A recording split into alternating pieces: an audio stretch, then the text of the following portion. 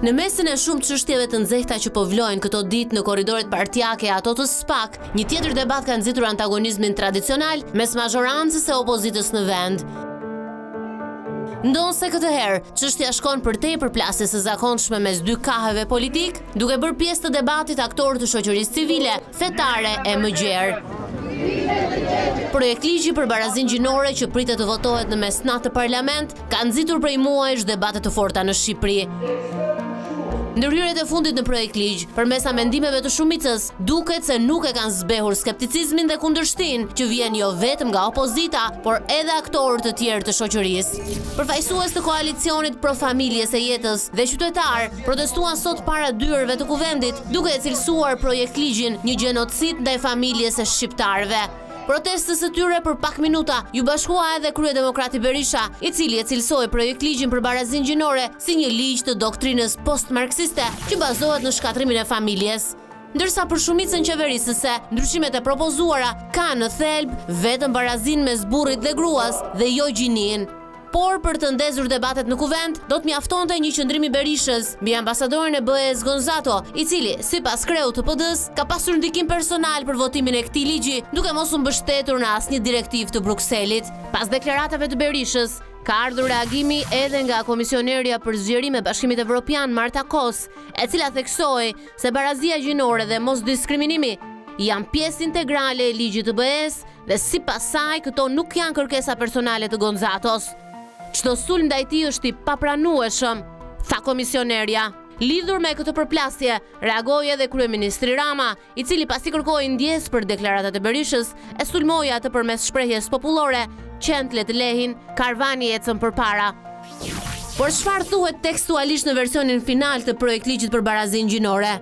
Përkatësisht, termi më i debatuar, ai i gjinis, përkufizohet kështu: gjini nënkupton rolet e ndërtuara në kontekstin social, sjelljet, aktivitetet dhe atributet që një shoqëri e caktuar i konsideron të përshtatshme për gratë dhe burrat.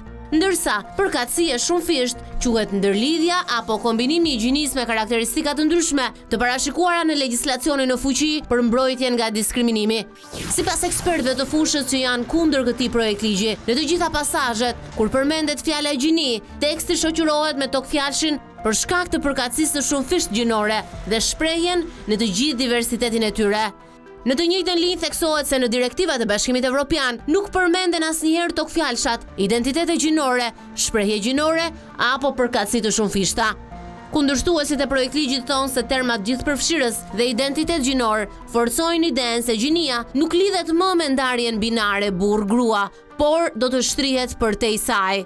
Edhe përfaqësues të komuniteteve fetare në vend kanë shprehur kundërshti për projekt ligjin, duke pohuar se nuk është në përputhje me traditat dhe vlerat familjare të komuniteteve që përfaqësojnë.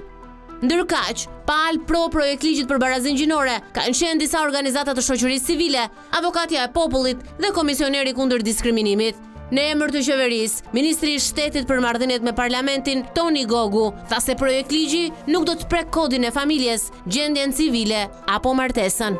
E megjithatë, mbetet e paqartë nëse me këtë projekt ligj Shqipëria po përafrohet me direktivat e Bashkimit Evropian apo me ato të SBA-ve, pasi vetë presidenti Trump ka theksuar se në Amerikë do të ketë vetëm 2 gjini. As of today, it will henceforth be the official policy of the United States government that there are only 2 genders, male and female. Mirëmbrëma zonja dhe zotrinj, mirë se keni ardhur në Quo Vadis. Mbyllej inserti me Shtetet e Bashkuara të Amerikës ku vendimi i parë i presidentit Trump ishte 2 gjini, femër edhe mashkull. Gjatë gjithë ditës së sotme në diskutimet në parlament është theksuar se ky projekt ligj fisnik do të japë më shumë të drejta qytetarëve, më shumë liri, do vendosi më shumë barazi, por fakti është që ka krijuar deri tani më shumë ndarje. Çfarë do të sjellë ai për Shqipërinë? Na afron më shumë me Bashkimin Evropian apo jo? Nëse është kështu, përse vendet e Bashkimit Evropian jo të gjitha kaq liberale përse përket çështjes së gjinive. Janë këto një sër diskutimesh të cilat do të trajtojmë sot në studion e Quo Vadis, në këtë moment ku jashtë ambienteve të parlamentit është duke u zhvilluar një protestë që prej orëve të para të mëngjesit, të mbështetur nga koalicioni Pro Familjes, nëse jam më sakt, e ndërkohë që Parlamenti i Shqipërisë ka kërkuar 30 minuta pushim, e njoftohemi se menjëherë sapo të nis punimet, pa diskutime do të shkojnë në votim. Do të jemi live me gjitha këto zhvillime, por unë do të nis direkt me prezantimin e të ftuarve. Lavdrim Lita, analist politik, mirëmbrëma zoti Lita, faleminderit shumë që jeni në Quo Vadis. Ardit Hoxha, gazetar Euronews Albania, mirëmbrëma Ardit, faleminderit shumë që jeni në Quo Vadis. Keidi Mehmetaj, ish deputete, mirëmbrëma, faleminderit shumë Keidi që jeni në studion e Quo Vadis. Alfred Muharremi, antari i Këshillit Bashkiak. Mirëmbrëma, faleminderit shumë zoti Muharremi që rikthesh në studion e Quo Vadis, dhe Jonathan Pano, antari i Këshillit Bashkiak Tiranës. Mirëmbrëma zoti Pano, faleminderit shumë që jeni në studion e Quo Vadis. Ashtu sikur se theksova pak më parë, do të jemi në një lidhje direkte me gazetaren Erisa Kuxha, e cila ndodhet jashtë ambienteve të parlamentit, ku në këto momente është duke u zhvilluar protesta. Nuk e di nëse Erisën e kam gati, nuk e kemi. Në momentin që Erisa do të jetë gati, do të lidhem me të. E nisim së bashku, Jonathan, duke qenë se je edhe pjesë e koalicionit Pro Familjes. Pse jeni kundër ju një projekt ligji të tillë? Çfarë sjell ndryshaj në shoqërinë shqiptare nga tani? Pra në momentin që miratohet, çfarë do të sjell ndryshe për ta bërë sa më të thjeshtë dhe të kuptueshme për qytetarët shqiptar? Shiko, në emrin dhe në titullin e tij, projekt ligj për barazinë gjinore, të gjithë ne duam barazinë gjinore. Ne të gjithë ne duam që burrat dhe gratë jenë të barabartë mes tyre. Të gjithë ne duam që mos të kemi dhunë në shoqërinë tonë. Por shikojmë që tek përkufizimet futet kali i Trojës, i cili është për ne projekt ligji më i keq që po kalon ndonjëherë në Shqipëri. Madje është klasifikuar më i keq se sa ligji 7501 që u rrëmbyen tokat e shqiptarëve, sepse cënon në mënyrë të drejtë për drejtë atë që ne e quajmë qenie njerëzore, identitetin njerëzor. Ky projekt ligj do të zëvendësoj për ligjin e 2008-s për sa i përket barazisë gjinore. Ka një ligj aktualisht në Shqipëri për barazinë gjinore që është i 2008-s, ka dhe një ligj kundër diskriminimit që është i 2010-s. I 2010-s është. Pra nuk është se ne kemi një bazë ligjore për të mbrojtur. Është edhe ligji për gjendje civile i vitit 2009, të cilët kanë përcaktuar kuadrin ligjor se si duhet të jetë pjesa e barazisë gjinore, pjesa se si duhet të referohemi gjinis, burr, grua, martesat, e gjitha këto. Në draftin e parë të projekt ligji në mars të 2025-s, termi gjini nuk ekzistonte si përkufizim fare, dhe madje dhe në ligjin e 2009 të gjendjes civile nuk ekziston përkufizimi i termit gjini. Pse? Sepse ne gjinin e kemi marrë si një nocion të ditur dhe të mirë qenë për gjithë shoqërinë. Duke marrë parasysh gjithashtu fjalorin shqip se si ne kemi të përkufizuar gjinin, tregohet që tërësia e tipareve natyrore që dallojnë mashkullin nga femra dhe që përcaktojnë se cilin rolin në riprodhimin e llojit. Dhe gjithashtu fjalori i vitit 2020 e përcakton gjinin si tiparet natyrore që dallojnë mashkullin nga femra. Basi projekt ligji u hodh për konsultim publik në mars të 2025-s, gjatë konsultimeve publike në prill të 2025, Aleanca LGBTI kërkoi grupit hartues dhe citoj: të zjerohet përkufizimi i gjinisë duke u parë në letën e gjithë përfshirjes përtej konceptit binar burr-grua. Sipas raportit zyrtar të Ministrisë së Shëndetësisë dhe Mbrojtjes Sociale, kjo kërkesë u reflektua në nenin 4 me një riformulim të ri. Pra kemi të bëjmë me një distancim. Për ta shpjeguar edhe një herë. Për ta shpjeguar ta shpjegoj thjesht për gjithë qytetarët që po na ndjekin, edhe mund të janë edhe të lodhur tani. Do të largohemi nga koncepti binar i gjinis burr-grua dhe do të hapet një koncept i ri për gjinin në bazë të vetë deklarimit. Unë sot jam mashkull, do më thrisin Jonathan edhe ai dhe zoti Pano, nesër mund ndihem femër. Pas nesër mund të ndihem i konfuzuar dhe nuk e di se çfarë jam. Sa herë mund ta ndrosh këtë? Sa duash, është me vetë deklarim. Tani, mbas drafti i fundit që ne kemi për projekt ligj i cili dhe do të miratohet sot, kanë bërë një ndryshim të vogël për të mashtruar dhe opinionin publik, sepse thonë e kemi hequr pjesën e gjithë përfshirjes, çfarë keni ju, jeni në rregull, nuk ka asnjë lloj problemi, por është mashtrim, sepse kanë marrë një koncept të ri dhe thonë identitet gjinor që përcakton gjinin si një konstrukt social, pra si rolet, sjelljet dhe atributet që shoqëria i lidh me burrat dhe me gratë. Kur ne kalojmë tek pjesa e konstruktit social, ne nuk e kufizojmë gjinin vetëm tek pjesa biologjike, po e bëjmë të hapur për interpretime që burr sot unë si burr mund të shkoj në gjyqin civile nesër, mund të ndryshoj gjininë time nga burr me letra mund të bëhem grua dhe të martohem me një burr tjetër dhe të krijoj familjen time sepse teknikisht ligjërisht unë do të jem në rregull. Derisa pastaj të shkojmë tek pjesa e ndryshimit të ligjit për gjyqin civile. Ka një fakt shumë interesant ky si projekt ligj, ne kemi bërë një studim të gjatë ku dua diskutoj pak edhe rezultatet e anketës kombëtare për sa i përket perceptimeve për projekt ligjin e barazisë gjinore në pjesët e tjera të këtij emisioni. Po vetëm për ta cituar shumë shkurt. Termat e tjerë të paprokuvizuar në këtë ligj marrin kuptimin që kanë legjislacion për mbrojtjen nga diskriminimi. Thënë shkurt. Më pas, ne do të kemi një pasojë të madhe të përcaktuar nga ky projekt ligj. Qa kemi termat të cilat ne nuk i kemi të përcaktuar në vëndet të tjera, do të marrim përcaktimin nga ky moment që ne e marrim sot. Së dyti, kemi pjesën e gjuhës me ndjeshmëri gjinore. Nëse ju si gazetare, mua nuk më referoni me ato përemrat të cilat unë i preferoj. Pra unë e kam detyrim tashmë me ligjin e ri që kur ju ftojnë në emision, t'ju them si ndjeni. Patjetër që ti do ta kesh detyrim po. Dhe nëse unë ndjehemi diskriminuar apo i lënduar nga ti, atëherë unë të raportoj. Do të krijohet Këshilli Kombëtar i Barazisë Gjinore ku do të jenë komisioneri kundër diskriminimit, avokati i popullit, AMA, do të jetë gjithashtu 5 organizata të shoqërisë civile, të cilat ne nuk e dimë se si do të zgjidhen. Tjetra, çdo biznes dhe çdo ent dhe do gjobiten. Do të gjobitesh, nëse ti nuk e paguan gjobën, atëherë ne dimë se çfarë ndodh në Shqipëri në rast se ti nuk paguan gjobën. Tjetra, në çdo ent publik. Se e kam projekt ligjin këtu dhe gjobat variojnë nga 60.000 lekë të vjetër të reja, 60.000 lekë të reja deri 200.000 për person fizik, deri në 120.000 lekë të reja dhe në 2 milion lekë për person juridik. Për person juridik. Tjetra, çdo kompani dhe çdo ent publik dhe privat duhet të zbatojë 30% minimumin për secilën gjini. Po tani si është të realizuar kjo? Si mund të realizohet? Kjo është edhe pyetja jonë, prandaj ne kemi nevojë që të krijojmë disa definicione të sakta, në larg qoftë që ne të jemi kundra barazisë gjinore mes një mashkulli dhe një femre, Zoti neve na ka krijuar gjithë të barabartë në vlerë, por ne nuk jemi të barabartë në funksion.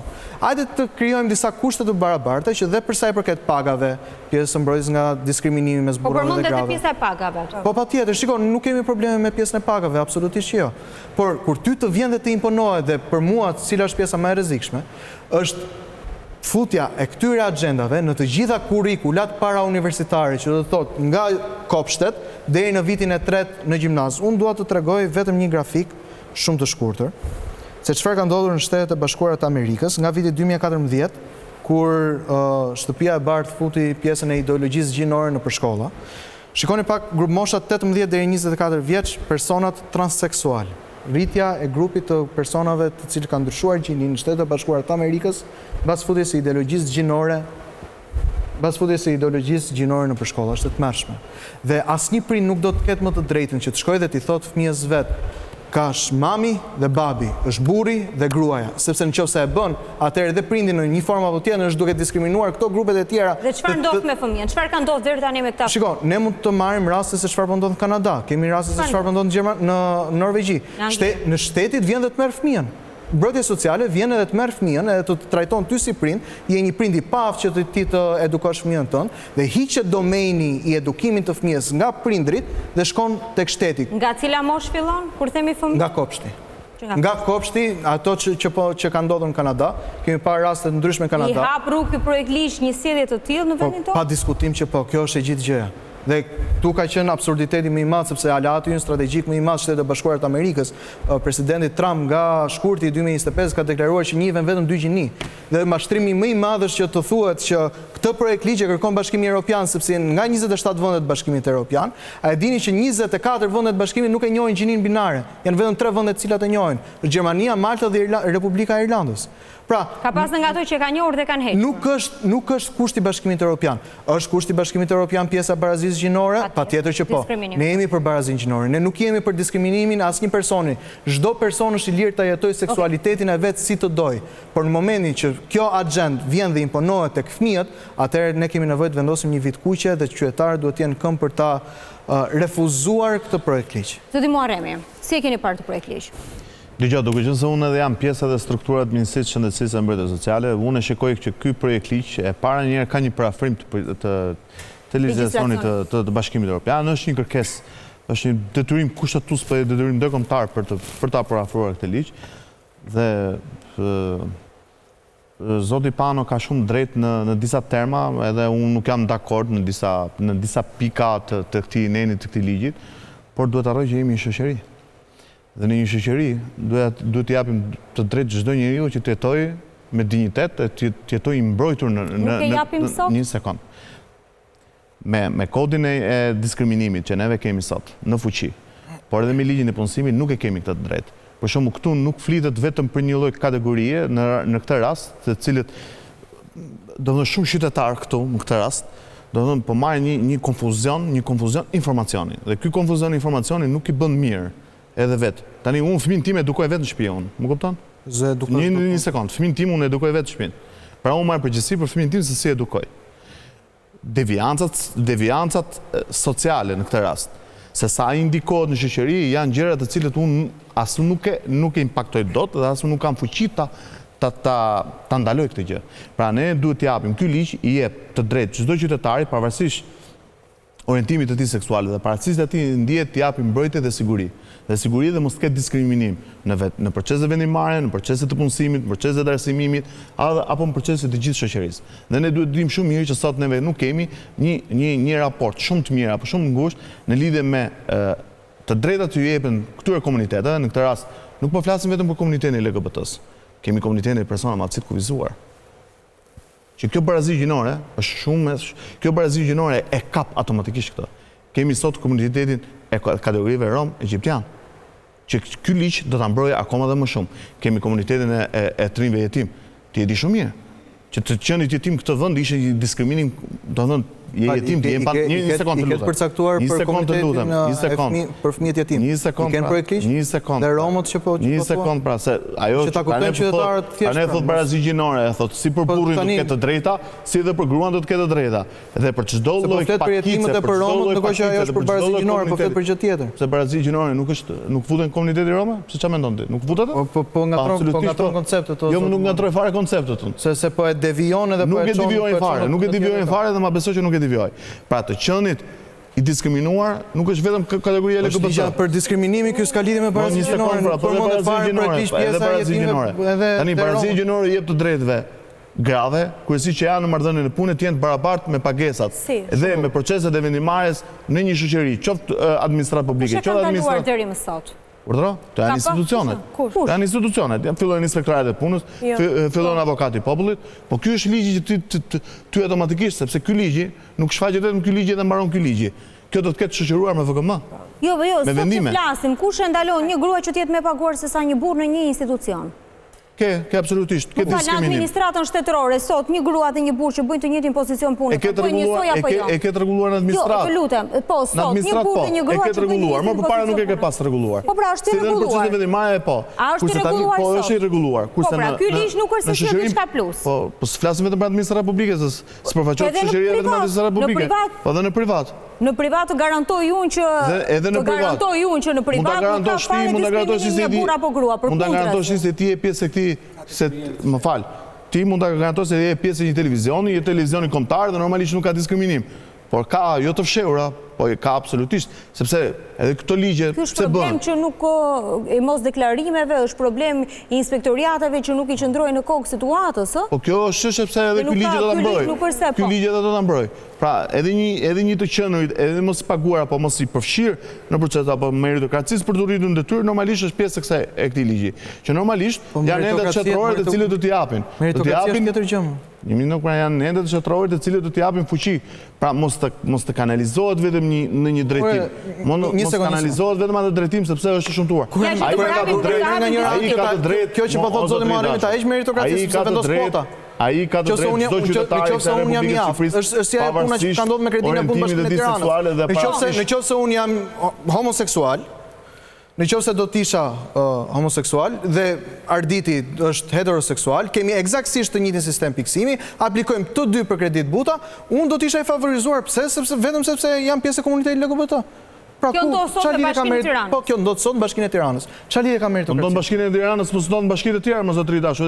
Ora, a jemi duke bërë gjën e dur, pra këtë po të pyes. 20 sekond pra ligji, në meritokracia është tjetër gjë nga vendosja e kuotave minimale për secilën individ për të shpërndar pak debat. Po jo, pra nuk është, domethënë mos kapemi vetëm me një ent apo me një pakic. Ajo është për mendimin e një pakic edhe s'duhet të japësh fare rëndësinë fare. Domethënë në kuptimin e mirë fjalë. Nëse thua s'duhet të japësh rëndësi, nuk duhet të japësh rëndësi, jo, nuk duhet të japësh rëndësi fare në këto në korrelacion negativ. Sepse ti shoqëri shqiptare me këtë dezinformim që i bën, ti shoqërinë shqiptare ti i fut për 1 minutë para. Po jemi se kam dëgjuar lajmet unë, kam dëgjuar lajmet, duke qenë se isha jashtë dhe kam dëgjuar lajmet çdo ditë. Pjesa që këta e fusin, e dezinformojnë, është pjesa që do të futet informacioni, pra do të futet informacioni apo këshillimi në arsimin para universitar. Ta lexoj paragrafin? Po, shpesë e ligjit. Se kam këtu, po. është pjezëligjit dhe këta po mendojnë që ne do të punoj social që janë të këtij komuniteti dhe do t'i japin orën tim. Ose kështu me ti ke fondet që po ta alokohen për punën e trajnimeve. Jo, ta lexoj për të qenë korrekte për ta diskutuar. Thot, subjektet që ofrojnë arsim të përgjithshëm dhe profesional, kualifikim dhe trajnim, si dhe ata që hartojnë dhe miratojnë tekstet, programet dhe materialet e tjera mësimore në të gjitha nivelet, sigurojnë përfshirjen e edukimit gjinor në kurrikulat shkollore dhe mësimdhënien e njohurive të nevojshme të koncepteve themelore që lidhen me individët dhe grupet dhe përdorin metoda mësimdhënie, trajnimi dhe kualifikimi në mënyrë të tillë që të ndihmojnë në promovimin, nxitjen dhe formimin e edukatës së barazisë dhe në ndalimin e diskriminimit me bazë gjinore, të stereotipeve gjinore, paragjykimeve dhe pranikimeve të ndryshme.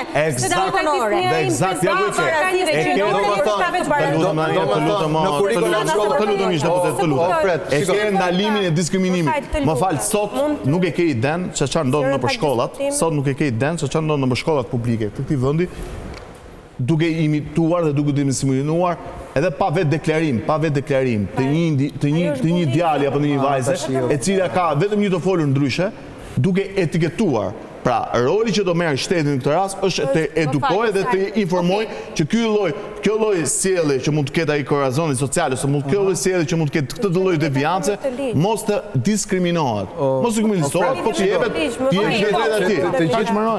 Të gjithë ne këtu e dim që ti je pro familje. Të lutem. Po pro familje se e do familjen se nuk do të vi mua një transgjinore edhe të më orientoj fëmin tim që po nuk do të vi transgjinore, pra do e kesh kurrikul shkollore, do ta kesh nga kopsi, do ta kesh deri në tre. Do t'i thon vajzës tande që mund të ekzistojë.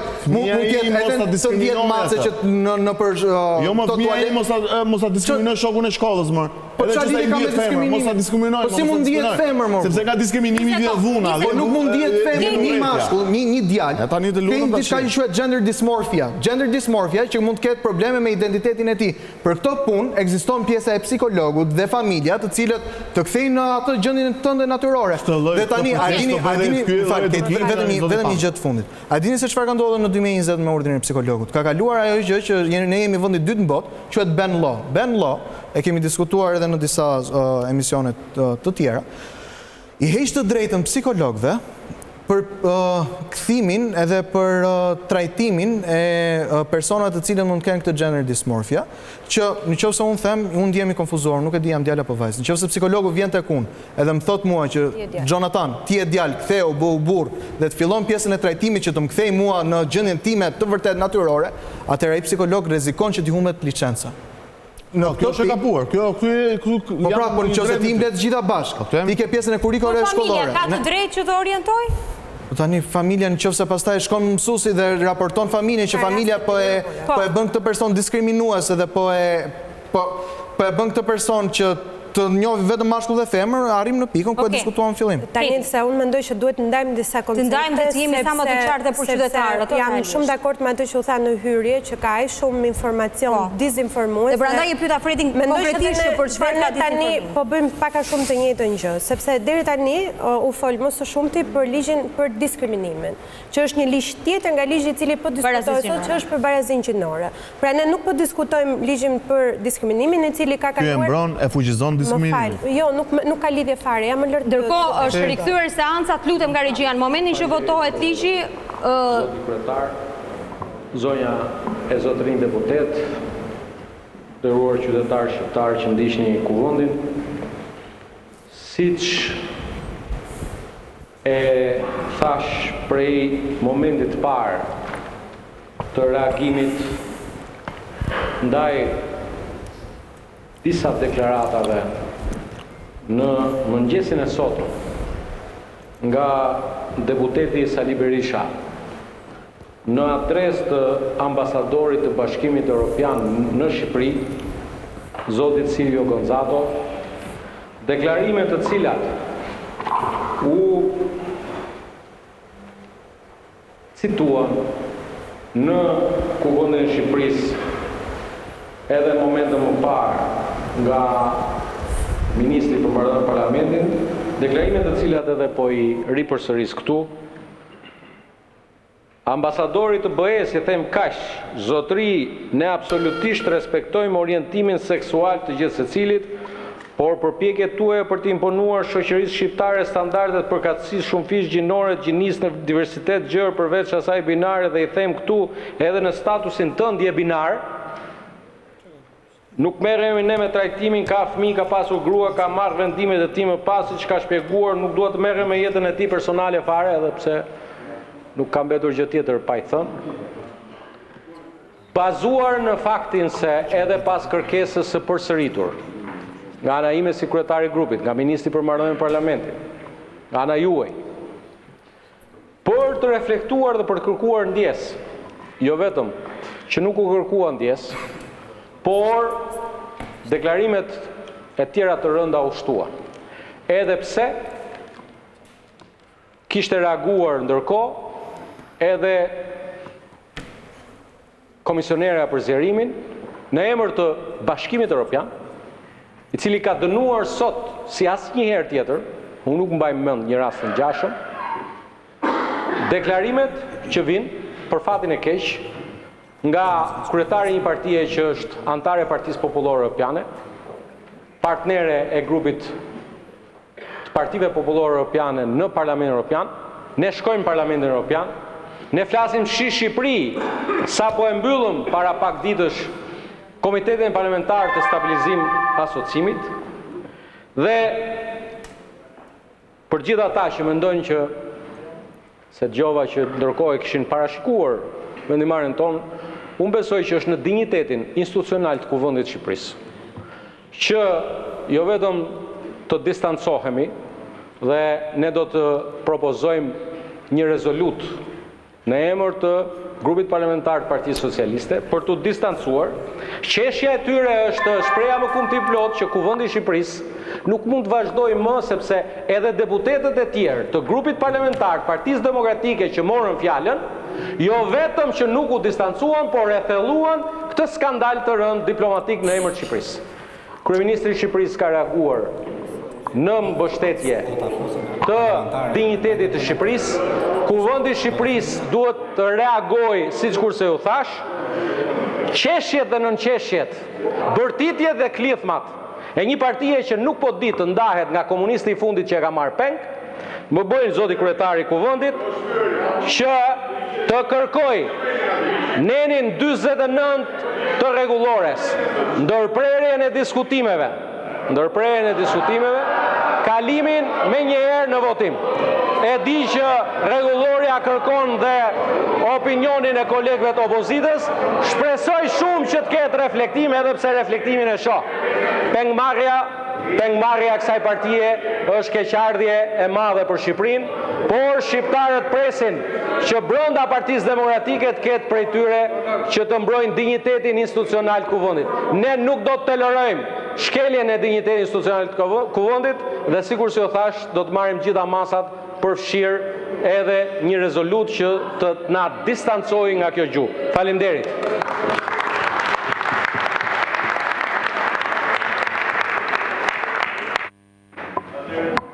Atëre kemi një kërkesë, një propozim, ju lutem mos më ndërprisni. Një propozim nga kryetari i grupit parlamentar të Partisë Socialiste, bazuar të neni 49 i rregullores, ku kërkohet ndërprerja e diskutimeve dhe kryerja e votimit pa diskutime për pikat e rendit ditës. Ndërkohë, në bazë të këtij neni, pika 3 më jep detyrimin e edhjes në vot, por gjithashtu dhe të drejtën e një folësi pro dhe një folës kundër, për jo më shumë se 2 minuta se cili, dhe më pas votimi merret i hapur me ngritjen e dorës. Kush do të flas kundër? Zoti Berisha. Zoti Berisha, keni fjalën në emër të grupit kundër propozimit. Spari do të bëj një deklaratë të shkurtër. As dja as sot dhe gjerë minutë e fundit jetësime, përveç ati që shef gjithësin, njëri tjetër mbi tokë nuk mund vendos censur kundër Sali Berishës. O të mirë, po ju kujtoni se më censuroni mua fjallën, ju shpall një fyrje, një përsëritje të deklaratës së një personi që unë ju drejtora me të nëruar këtu. Po si bëj kështu mur? Ju bëj personazhe mjerane. Ju kërkoni të mbuloni me këtë një ligj i cili i vën kazmen familjes shqiptare. Si do shkoni ju tek fëmijët tuaj? Që keni votuar kur t'i çoni ata në kopsht dhe në qoftë se djali do të zgjedh tullumbacën e verdh të marrë hormone për të ndryshuar gjinin. Ja, të lutem. A ma dhe fjallën apo jo tani? Si do shkoni ju, mor? Si do paraqiti ju? Tek familjet tuaja. Kur ne kemi patur 1000 probleme, po kemi patur një familje e cila ka qenë buroja më fuqishme e këtij kombi ndaj çdo të keqe që i ka ardhur, ndaj të gjitha pushtimeve, nënat tona ruajtën të pastër gjakun, dhe ne mbetëm këta që jemi. Kjo familje mbrojti shqiptarët nga një katastrofe të mërshme që u krijua pas daljes nga diktatura. Qindra mijat prej tyre renden në vendet të ndryshme duke nda kafshatën me shqiptarët këtu. Dhe ju na dilni tani dhe predikoni këtu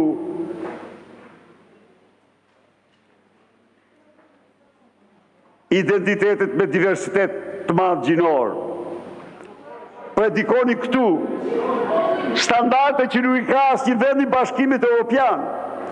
A doni ju urdhë të miratoni ligjin e gjerjes civile dhe ne pranojmë, të sankciononi gjinin, binare, burr grua, mashkull femër, si të ka kushtetuta. Jo, shiko. Mos u bëni naiv. Pa aty ku thua përkatësi shumë fisht, aty e shumë zonë, me 2, me 3, me 5 dhe kush e merr vesh se sa gjinin, po nuk e bën kush këtu, aty ku thua diversitete të shumta, aty e çon në pafundësi, aty shndrohesh në eksperiment, fut një eksperiment për dekonfigurim. Ndërkohë që vazhdojnë diskutimet në parlament, kur vjet momenti i votimit do të rikthehemi sërish Kedi Mehmetaj. Për këtë të më lejosh. Kjo është një ngjarje të rëndësishme qesharake. Domethënë parlamenti ka arritur në këtë fazë, domethënë që të mos dinë më jo për çështjen e ligjit për barazinë gjinore, se mendoj që ato tani janë mësuar edhe se kanë problem fare, po që të arri parlamenti të përdor shprehje të çfarëdolloshme të bëra mbi të gjitha jashtë kuvendit për të mbyllur seancën seancën, ndërkohë që sot temët ditës...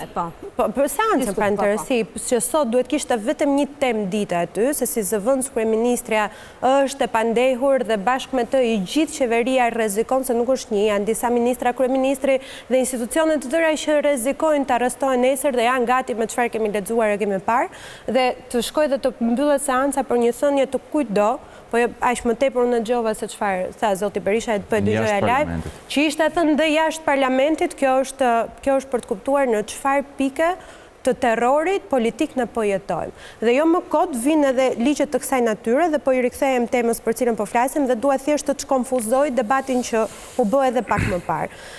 Unë duhet flas nga dy pikpamje. Pikpamja e parë si grua edhe si ky ligj presupozohet më mbrëm mua, se këtë ka kontekst ligj. Pra kur themi barazin gjinore, ka që mua si grua të më bëj më të barabartë në shoqëri se që jam aktualisht. Pra nuk ka konceptin në vetvete, as ligjin pashëm, as ky tani nuk ka konceptin që të mos diskriminoj dikë që mund të ndihet ndryshe. Por ka konceptin që mua si një gjini më dobët në shoqëri të më jap të drejta më të barabarta. Dhe nga pikpamja tjetër, pastaj si politikane që jam marrë me ligje më parë. Janë një sër ligjesh në Shqipëri, nuk është vetëm ligji më parshëm për barazin gjinore apo për diskriminimin. Janë një sër ligjesh në Shqipëri cilët e kanë avancuar agjendën gjinore në kuptimin burr-grua. Është kodi i punës, i cili një lejen për barlindje, jo vetëm për gruan, por edhe për burrin, që është avancuar për shoqëritë si të tonat padyshim, që të trajton me pagë kështu me radhë, që një periudhën e gjithëdhënies për nënën, e cila presupozohet trimorar më të shkurtuar në punë, që zbatohet kryesisht në institucione shtetërore. Është ligji, u tha këtu nga inspektoriatet punës se kanë të parashikuar në rregulloret e tyre që të kontrollojnë me bazë gjinore përpara se të vinte ky ligj në parlament. Kemi kuotën 30% deri në 50% përfaqësimit të grave në parlament, në të gjithë institucionet e zgjedhura. Këshilla Bashkiake është 50%. Kjo ka ardhur shumë më shpejt se sa ky ligj që vjen për barazin gjinore. Dhe mund të përmendim këtu një sër ligjesh të tjera, të cilat ligji për buxhetin e shtetit, i cili shihet në optikën gjinore po ashtu. Pra Shqipëria ka avancuar dhe patjetër, edhe në optikën time duhet të avancoj akoma dhe më tepër për t'i vënë të dyja gjinit të barabarta në shoqëri, burrin edhe gruan, në kuptimin e pagave. Pra ka një koncept aty që është shumë i mirë në këtë ligj, për shembull puna e papaguar, patjetër që duhet trajtuar, ose ka shumë koncepte të cilat bëjnë mirë të trajtohen në shoqëri. Ajo e cila kundërshtohet dhe me të drejtë e bën këtë ligj pjesë të një agjende të mirë menduar që mund ta marrim më shumë të tjerë më parë, është që në të vërtetë ky ligj nuk erdhi si propozim, siç është e vërteta, nuk erdhi si propozim për të rregulluar diçka që nuk ishte rregulluar apo për të përmirësuar diçka që nuk funksiononte, por për të futur koncepte të reja të panjohura më parë në legjislacionin shqiptar në kuptimin e trajtimit në shoqëri. Dhe më vjen shumë keq, por ta trajtosh si mungesë diskriminimi, mos diskriminim në këtë ligj, kuptimin e gjinive të tjera përveç burrit edhe gruas, nuk është e drejtë. Pse? Sepse një fëmijë që po flasim për kurrikula të paktën e detyrueshme fillon që në moshën 5 vjeçare, që është parashkollore, që është i detyrueshëm, nuk në asnjë koncept të normave edukuese, një fëmijë moshë 5 vjeçare apo 7 vjeçare nuk ka arsye të përballet me seksualitetin. Pra të përballet me seksualitetin, qoftë edhe burr apo grua, në kuptimin e seksualitetit, sepse është në një moshë, pra edhe në vetë, kur kemi qenë në shkollë dhe kemi mësuar mbi seksualitetin në një moshë tjetër që është biologjikisht dhe është pjesë arsimit dhe universitar ajo është. Po patjetër universitar është. Po prap. Edhe një herë, po flasim në edhe një herë tani. Ti themi që na ndryshojnë, të ndajmë me klasë. Ne duhet kuptojmë një gjë që në këtë ligj, unë e thash, ka shumë gjëra që janë të mira për shoqërinë dhe shumë mirë të diskutohen dhe shumë mirë a të bëhen edhe 100, edhe pse në fakt nuk janë fare të zbatueshme dhe nuk janë fare të sinqerta nga ata që kanë propozuar, se duhet të ishin ndërmarrë hapa të tjerë për të qenë sinqert. Por ky ligj nuk është bërë për këtë arsye. Ky ligj është bërë për këto 5 apo 10 koncepte që janë brenda këtij ligji që hapim këto rrugë të tjera. Dhe më fal, fëmia im që është 5 vjeç sot, i cili nga pikpamja e zhvillimit, nuk është gati të përballet me seksualitetin e burr dhe grua, jo më të sa të tjera janë njohur sot që nuk përbëjnë asens për mua, si mund të përballet me një gjini tjetër cilën duhet ta njohë, ta respektoj, ta njohë si të barabartë. Dhe kjo është një problem madhor. Sepse po votohet. Kam përshtypjen se është duke u votuar në parlament. Sakt, Lea.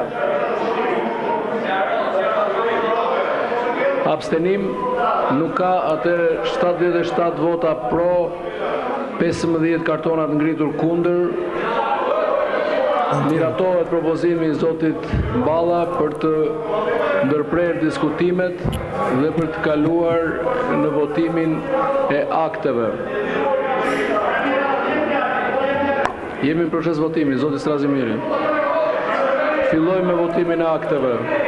Projekt rezoluta, pika e parë. Për vlerësimin e veprimtarisë kontrollit lartë të shtetit për vitin 2024. Fillimisht votojmë prezencën, ju lutem prezenca. Votoni prezencën. Hapet votimi për prezencën. Me 77 vota pro, janë ndaluar diskutimet. E drejta e fjalës, të diskutimet, është ndaluar e drejta e fjalës, të zgjedhurit të popullit. I është ndaluar e drejta e fjalës. Po çfarë drejtë fjale kanë ata mëse vetëm fjalë nuk kanë. Çfarë drejtë fjale po? Falë, nëse s'kan ata drejtë fjale që janë deputet. Çfarë drejtë fjale kemi ne si qytetarë? Ata flasin një etikë. Po mendimin tim ti po flas. Ato flasin në mënyrë jo etike. Ne votojmë 4-2 tani mos ta lejojmë. Të flasin normalisht, të bëjnë diskutime normalisht. Ata se bëjnë këtë gjë çfarë? Po nuk e bëjmë pra. Po kemi marrë cirkullon edhe kemi çuar parlament. Se dhe votuar. Flasim me logjik, lutem. Se cirkloni i sillen, të diskutojmë pra. Që se duan ta kundërshtojnë një akt të diskutojmë në mënyrë. Tani ministri është sot e pandehur. Po tani do lutem pse devijon bisedën. Për të arrestuar, po kështu ato duhet. Pse devijoni bisedën? Tani ata nëse janë kundër një propozimi, një akt i ligjit, ta argumentojnë dhe ta bëjnë. Mos rrin principin e klonit, se po principin e klonit asin do marrë përgjigje. Akoma tek diskutimi për atë ligj për cilin po flasim se është rend tjetër i ditës. Po rendi ditë ata nuk e respektojnë pra. Nuk e respektojnë. Një parlamentare në mënyrë. Po çfarë lidhje ka zonë kryeministre këtu tash? Okej, mirë. Që tash mundaj bisedën se 45 minuta është pa precedent që më ka folur akoma lavdrimit kërkoj shumë ndjes. Jo, jam shumë interesuar të dëgjoj të gjitha palët sepse po shikoj që nga majoranca ka shumë arrogancë. Vlen e njëjta që të përshka problem. Po shikoj që nga majoranca ka shumë arrogancë dhe këto janë biseda dhe diskutime që duhen lejuar me ditë dhe me javë për të diskutuar haptazi. Dhe çdo deputet duhet të ketë të drejtën e fjalës, të drejtën për të argumentuar, sepse kjo është një ballafaqim argumentash dhe më pas ne e dim që Partia Socialiste i ka votat për ta kaluar pa diskutime, me diskutime dhe me çfarëdo gjë tjetër, sepse i ka tashmë nga zgjedhjet e 11 majit. Ligji po kalon me një kakofoni që nuk tregon për qëllime serioze për shoqërinë, sepse ne po e shikojmë që ky projekt ligj në të vërtetë është pjesë e një logjike parafrimit standardeve me Bashkimin Evropian, por nuk është një rregullore, pra nuk është një imponim që Bashkimi Evropian i bën Shqipërisë për të rregulluar disa institucione apo për të avancuar disa të drejta. Majoranca thotë që është një direktivë, por ne dim nga pak nga ajo që kam studiuar në Kolegjin Evropian që ka direktiva, ka rregullore, ka direktiva dhe ka dhe rekomandime. Direktivat nuk janë imponuese dhe jo të domosdoshme për të miratuar. Jo, nuk janë të domosdoshme, por mos duhet kujtojmë që ne kemi të bëjmë edhe me buxhet. Kjo lloj direktive ka një kostim buxhetar dhe ky lloj projekt ligji normalisht do të jetë shoqëruar edhe me projekt buxhet.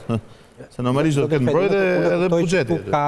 Ka një agjend, ka një palë donatorësh që lobojnë për të avancuar disa të drejta, për të zgjeruar disa koncepte në shoqërinë tonë, por unë mendoj që shoqëria jonë ka 1001 halle, ka nevojë për të diskutuar për drejtën e pronës, për të drejtën e jetës, drejtën e pensionistëve, drejtën e panderëve, drejtën e burgosur, drejtën e jetimëve dhe të grave, edhe të grave si të cilët do të ishin në agjendën e qeverisë shqiptare dhe të majorancës dhe të kalohen këto gjëra fap e fap, sikur janë gjëra kjo është e gabuar, shumë dakord. VKM apo procese të Këshillit Bashkiak, unë mendoj që nuk i shërben vendit, sepse unë e besoj që shoqëria nuk do prishet nga këto ligje, sepse shoqëria ecën në një binar tjetër dhe shpeshherë ne kemi një numër ligje që në këtë vend nuk zbatohen sepse shoqëria nuk i përtyp dot nga këtë shpresesim që nuk do u miratua. Jo. Më fal, Dies, po votohet në këto momente.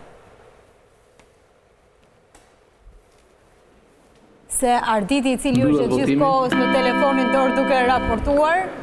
77 vota pro, 0 abstenim, 28 kundër, akti normativ miratohet.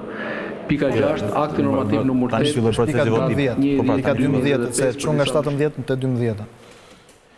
Okej, kur tjetë përgjinim njoftonit, lutem, të kërkojnë ndjes. Jo, këtë dohet thoje që Partia Socialiste edhe kur të vi momenti i votimit, i ka numrat në parlament për të kaluar ligje.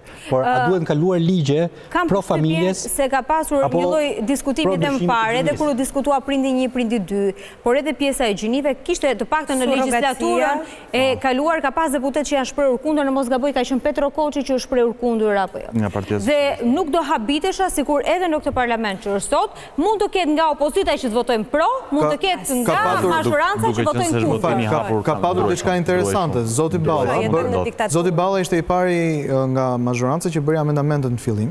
Dhe amendamentet e para që Partia Socialiste propozoi nga Zoti Tavlon Balla ishin pozitive sepse kalonin pjesën e konceptit gjini në binar. Bas një jave, do dhe përsëri ndryshimin ndruan prap mendje, kush e di se kush i erdhi pastaj prap që i tërhoqi pak veshin dhe ndryshuan prap retorik nga e para. Kështu që dhe ata unë jam i sigurt që kanë rrymat e tyre dhe një pjesë prej tyre e duan familjen tradicionale.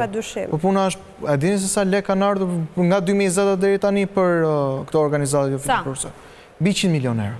100 milionë euro në Shqipëri. Dhe sa prej tyre kanë studuar realisht mbi të drejtat e grave në Shqipëri? Pra sa prej tyre realisht kanë bërë një studim të mirëfill? 100 milionë euro në Shqipëri. Mbi 100 milionë euro. Dhe kemi qoftë edhe një studim që flet mbi të drejtat e grave në Shqipëri, mbi çerdhet, mbi kopshtet, mbi punën e papaguar, mbi oraret shtesë, mbi trajtimin në familje, mbi edukimin, mbi pagesat, një studim real që të flas mbi faktin se si në Shqipëri gratë dhe burrat nuk trajtohen në mënyrë të barabartë ose të barabartë në raport me pagat. Jonathan, kemi informacion se cilat shoqata i kanë marrë? Mund t'i trajtojmë në një emision tjetër listën. Është publik? Ne kemi listën e gjitha organizatave. Që kanë fituar? Një pjesë që kanë fituar dhe organizatat të cilat janë shprehur në mbështetje të këtij projektligji dhe na kanë etiketuar ne Koalicionin Shqiptar për Familjes dhe klerik si ekstremistë të djathtë. Dhe të konsiderohesh ekstremist i djathtë me sa duket tani në Shqipëri, sepse përmbron familjen tradicionale, mami, babi, fëmijë, përmbron gjinin në mashkull dhe femër dhe përmbron fëmijët që të mos ideologizgjohen, pra mos të ketë pjesë të ideologjisë gjinore, në përshkollat ti konsiderohesh fashist. Barazia gjinore, për barazin gjinore. 77 vota pro, 0 abstenim, 36 kundër. Ashtu sikur se të tham. Miratohet projektligji në parim. Kalojmë në votimin nen për nen me karton sipas variantit të komisionit përgjegjës. Neni 1 pro, kundër, abstenim, miratohet. Neni 2 pro, kundër, abstenim, miratohet. Neni 3 pro, kundër, abstenim, miratohet. Neni 4 pro, kundër, abstenim, miratohet. Urdhroni, Zoti Balla, amendament. Zoti Kryetar, janë dy ndryshime këtu që edhe për transparencë të publikut është mirë që ti themi dhe që ka një dakordsi plot publike. Gjini ishte në variantin e parë, sipas këtij ligji ka kuptim gjithëpërfshirës në përputhje me parimet e barazisë së mosdiskriminimit lidhur me identitetin dhe shprehje gjinore, rishkruhet gjini nënkupton rolet e ndërtuara në kontekstin social, sjelljet, aktivitetet dhe atributet që një shoqëri e caktuar i konsideron të përshtatshme për gratë dhe burrat. Përkatësi edhe përkatësi e shumëfisht ishte, gjojeni me kujdes, ndërlidhja, kombinimi i gjinis me karakteristike të tjera si mosha, aftësia e kufizuar, preardhja e migrantëve, etnia, orientimi seksual ose preardhja socioekonomike, ndryshon dhe bëhet përkatësi e shumëfisht, ndërlidhja, kombinimi i gjinis me karakteristika të ndryshme të parashikuara në legjislacionin fuqi për mbrojtjen nga diskriminimi. Zoti Balla, këto nuk janë amendamente, janë të përfshira. Po i citova që janë përfshira aty. Dakor. Po. Kështu që nuk ka, ju lutem. Nëse ka amendamente, merret fjala dhe prezantohet amendamenti. Po sqaroj zotin Balla që këto amendamente janë përfshirë në variantin e komisionit dhe ne po edhim në diskutim variantin e komisionit. Kaq është procedurë. Atëherë, neni 4 pro. Njoftohem nga regjia që jashtë parlamentit protestuesit po mbërtasin në korë turp, do të lidhem pas pak me Erisën për të marrë një pjesë nga situata dhe atmosfera aty. Jonathan, kishe një gjë të shkurtër për shtuar, sepse po ndiem në faj në raport marrëdhënien. Kam. Shkurt, që të shkojtë ardhiti. Të gjithë këta deputet do të mbajnë përgjegjësi para Zotit edhe para njerëzve për këtë që kanë bërë sot. Okej. Dhe për gjithë personat që kanë votuar Partinë Socialiste, unë jam i sigurt që nuk e kanë votuar Partinë Socialiste të degeneroj familjen. Nuk shitet familja, nuk shiten fëmijët, nuk shitet identiteti, nuk shitet atë dheu. Për të gjitha këto projekt ligje që kanë marrë fondet me qindra miliona euro për t'i kaluar dhe vazhdon ideologjia woke në Shqipëri, ndërkohë që aleati ynë strategjik, Shtetet e Bashkuara të Amerikës, e ka zbuar një herë mirë, ne vazhdojmë dhe bëjmë këto marrëzira që unë jam i sigurt që populli do t'i mbajë përgjegjës. Turp për këta parlamentar që votojnë këtë projekt ligj. Kisha edhe diçka për shtuar, sepse më bëri një gjë përshtypje nga votimi. Ishin 77 vota pro, 36 vota kundër. Edhe për ata të opozitës që nuk ishin për të votuar. Turp edhe për ata. Për ata të opozitës të cilët nuk ishin, sepse në qoftë se ky është një ligj kaq i rëndësishëm dhe kërkon një angazhim kaq të madh nga opozita, realisht duhet të shikojmë me vëmendje se kush janë ata të cilët nuk kanë qenë sot në parlament dhe nuk kanë votuar. Pro apo kundër, po thjesht për të ditur se cili është qëndrimi i tyre. Ardit, ndjes, ka qenë seancë gjatë sot në parlament me shumë diskutime, në kulmin e diskutimeve politike dhe publike, vjen ky ligj i cili në fakt ishte përcaktuar që do ishte në orët e vona të natës, ëh? Po kështu e përcaktuar në fakt konferencën e kryetarëve, po unë do ta nis nga datat që mua më bën përshtypje si gazetar që prej vitesh e ndjek parlamenti, prej gati 10 vitesh tashmë. Ky ligj është depozituar në fund të shtatorit të këtij viti. Pra, vetëm pak javë mbasi ka nisur legjislatura e re. Dhe sot jemi në javën e parë të nëntorit, pra diçka më pak rreth 2 muaj, ka marrë që gjithë procedura parlamentare e këtij ligji me mbi 50 nene, është bërë depozitimi, konsultimi publik, shqyrtimi në komisione dhe miratimi sot në seancën plenare. Dhe në eksperiencën që unë kam në parlament për ligje të kësaj natyre që prodhojnë debat publik, si ky debat që po bëjmë neve sot, apo dhe që është bërë gjatë gjithë këtyre ditëve, ligjet të tilla marrin më shumë se 3 apo 4 muaj, ndoshta marrin edhe një vit kohë. Pra, pikpyetja e parë që unë kam, pse me kaq urgjencë një ligj i tillë? Aspekti i dytë që unë e shoh pastaj si gazetar i politikës, që një ligj i tillë në këtë moment ku është vendi dhe në këtë moment ku është situata politike në Shqipëri, që ne kemi disa çështje shumë të nxehta politike dhe akuza shumë të rënda që peshojnë tek majoranca socialiste, Partia Socialiste me sukses edhe një herë tjetër ja ka dalë që ta devijojë debatin publik. Në vend që ne sot në këtë tryezë ishim duke diskutuar, po themi, për një, po themi, aferë apo një akuzë që është bërë ndaj numrit 2 të qeverisë, personit më të rëndësishëm majorancës socialiste pas zotit Rama, Zonjës Balluku, ne jemi duke diskutuar për një ligj që në thelb, ashtu pajtohem atë që tha Lavdrimi më herët, nuk është se do ndryshoj në mënyrë ekzistenciale me njëherë jetën e njerëzve. Pa tjetër që bje dakord me atë që thot Jonatani, apo ne gjithë tu bjem dakord që në terma afatgjatë mund të prodhoj pasoja, por e shoh shumë të çuditshëm faktin që ky ligj miratohet me një urgjencë pikërisht në këtë moment që kur ndoshta i duhet më tepër në aspektin politik Partisë Socialiste. Dhe kritika që unë kam për opozitën dhe Partinë Demokratike që sërish ka rënë në kurth në një kurth të ngritur në mënyrë shumë të kujdesshme nga Partia Socialiste, ku në vend që të gjithë deputetët sot të ngriheshin dhe të mbanin qëndrimet që do duhet të mbajnë opozita për çështjen e zonjës Balluku, ne pam që debatet ishin seancë sotme nga ligji për barazin gjinore dhe debati i madh, ajo fluska e ngritur me deklaratën e zotit Berisha, deri tek pasaj përplasjet qesharake mes zotit Balliu dhe zonjës Zeqinet Çaushi. Pra, në thelb asnjë gjë nuk qëndron dhe asnjë vlerë nuk ka për qytetarët dhe aq më pak për ata opozitarë të mbështetës Partisë Demokratike që zoti Berisha kurdo që ti ndezi u kujton protestat dhe u kujton po themi rrëzimin apo largimin e qeverisë socialiste. Pra, Partia Demokratike, opozita në tërësi, të gjithë komponentët e saj, të gjitha partitë opozitare, ranë sërish në një kurth dhe për këtë unë si gazetar, por ndoshta edhe si qytetar, kam një lloj keqardhje, sepse unë prisja që debati në parlament sot ishte për tjera çështje.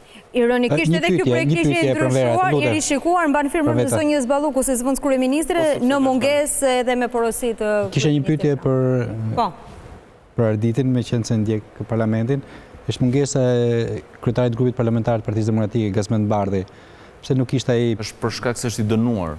Se do kishim pasur shumë dëshirë të dëgjoni fjalimet e tij kundër. Më fal, zoti Bardhi rezulton që e ka kartën se po shoh votimet, jo, por nuk ka votuar. Nuk ka votuar. Në informacionin që unë kam për shkak të pezullimit që ka marrë nga konferenca kryetarëve, nuk ka qenë i pranishëm në seancë, qoftë në këtë, po dhe në 2 seancat e mëparshme, pasi është përjashtuar me 15 ditë më nga 10 apo 15? Me 15 ditë, por 15 ditë pune. Në informacionin që unë kam. Por Jonathan, qofse do t'i kemi emrat e deputetëve që kanë munguar të opozitës, që kanë munguar, jam shumë kurioze që ti jesh përgjithësuar. Dua të shkoj tek Erisa, jashtë parlamentit për shkuar në reklamën dhe për t'i kthyer sërish në studio. Erisa, çfarë po ndodh në ato momente, në këto momente jashtë parlamentit? Miratimi i projekt ligjit për barazin gjinore nuk është pritur as pak mirë nga protestuesit të cilët ndodhen pikërisht këtu përpara parlamentit. Ata janë drejtuar deputetëve me thirrjet turp dhe tradhëtar. Situata duket e nxehtë, megjithëse janë të paktë në numër ata mbeten stoik. Ne do të përpiqemi të kemi dhe një komunikim me ta për të kuptuar më shumë se çfarë do të bëjnë ata pasi në parim projekt ligji u miratua me 77 vota pro. Nëse kemi dikoj që mund të flasi, patjetër duhet të më dëgjojmë. Po, Pranvera. Me mbroma zotri, jemi nga emisioni Kovadi si Pranvera Borakajt. Çfarë hapësh do të më ndërmerrni ju tani që projekt ligji u miratua në parim në parlament? Pranvera, me mbroma. Me mbroma.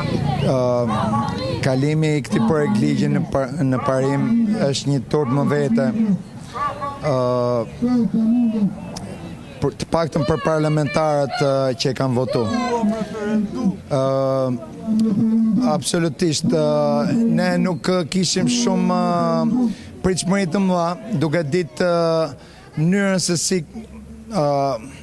po shkojnë gjërat edhe nga ana politike në Shqipëri. Ka rënë prej e ca agjendave të disa njerëzve që kanë shkaktuar probleme jo vetëm në Shqipëri, po në gjithë botën. Me që na tani, absolutisht kjo është një luftë për jetë për vdekje, okay? Çfarë do të bëni? Kjo nuk është se do bëjmë luftë me parlamentarët, nuk janë këto mjetet tona. Po, Kushtetuta e Shqipërisë është shkelur, Kushtetuta e Shqipërisë parashikon referendum. Edhe ne po mendojmë të do thrasim një referendum. Edhe referendumi nuk do ketë vetëm një pikë, okay? Pika kryesore është abrogimi, anulimi i këtij ligji. Pika e dytë do jetë shpërndarja e këtij parlamenti të kundraligjshëm, antikushtetues. Do ta nënvizoj këtë. Nëse një parlament merë vendime si që mori edhe kryeministri ose presidenti para pak ditësh, edhe gjykata kushtetuese e hodhi poshtë. Ne kena ndërmend të marrim çdo hap demokratik edhe të mundshëm që të arrijmë qëllimit që vazhdoj shoqëria shqiptare, familja shqiptare të mbesi tradicionale. nuk vërtet mund tjetë një betejë që duket e humbur, po lufta nuk përfundon këtu edhe ju dëgjot një shprehje mase, ose se kishit mene, po me shumë mundësi mund ta keni dëgjuar edhe kolegët tuaj, nëse ka qenë hap celuloidi, atëherë keni dëgjuar. Betejë e takon Zotit. Zoti është kundër martesave jo tradicionale. Perëndia është kundër martesave që nuk janë burrë dhe grua. Kështu që nuk ka më të madh se ai. Erisa, falenderoj shumë zotrin. Tash me kohë t'i ngrihen kundër ti, por nuk do arrin. Nuk Okej, falenderoj. E di që keni kohën e limituar. E kemi kohën e limituar, të falenderoj shumë, po sigurisht është një temë që do vazhdoj të diskutohet edhe në ditët në vijim. Shkojmë në pak reklama dhe kthehemi me diskutimet në pjesën e dytë.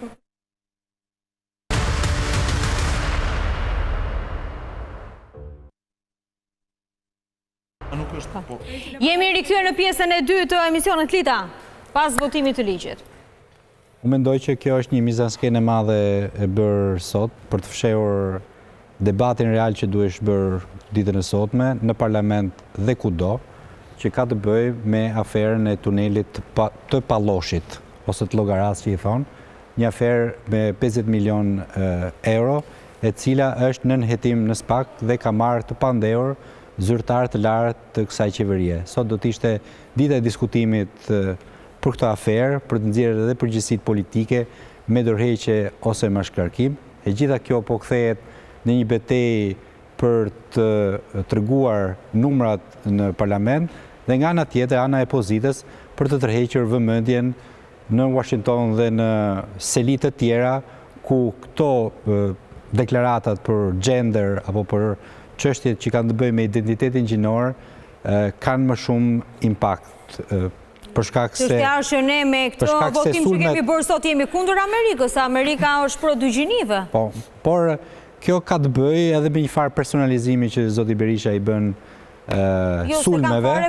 Jo, që i bën sulmeve kundrejt ambasadorëve për të tërhequr vëmendjen e qendrës që të identifikohet si interlokutor në vendin ku e zhveshur nga debati politik.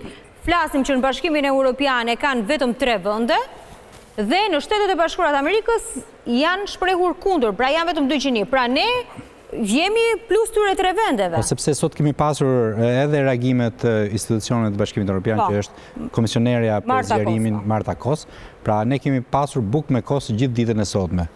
Dhe kemi pasur deklaratat ambasadorit të BE-s. I japin për të ngrënë çfarë ha. Po, i japin një luk bosh që tenton ta hajë dhe nuk i jepet për të mbushur barkun, sepse 50 milion euro mungojnë në buxhetin e shtetit dhe mungojnë tek pensionistët e cilët rrinë në radhë për një abone për turpin e tyre, për turpin e qeverisë, të cilët kanë votuar në një pjesë më të madhe, kanë problemet që shkollat që ishin premtuar me drek, pra shkollat klaset e para dhe kopshte që ishin premtuar për të dhënë. Për zotëri, prejtin e tani të lutem se bjerët e qeverisë, por se bën 500 pra, këto 50 milion euro mund të shkuar për familjen, mund të shkuar gjatë qeverisë Partisë Demokratike. Për gjëra të tjera. Partia Demokratike ka probleme të tjera.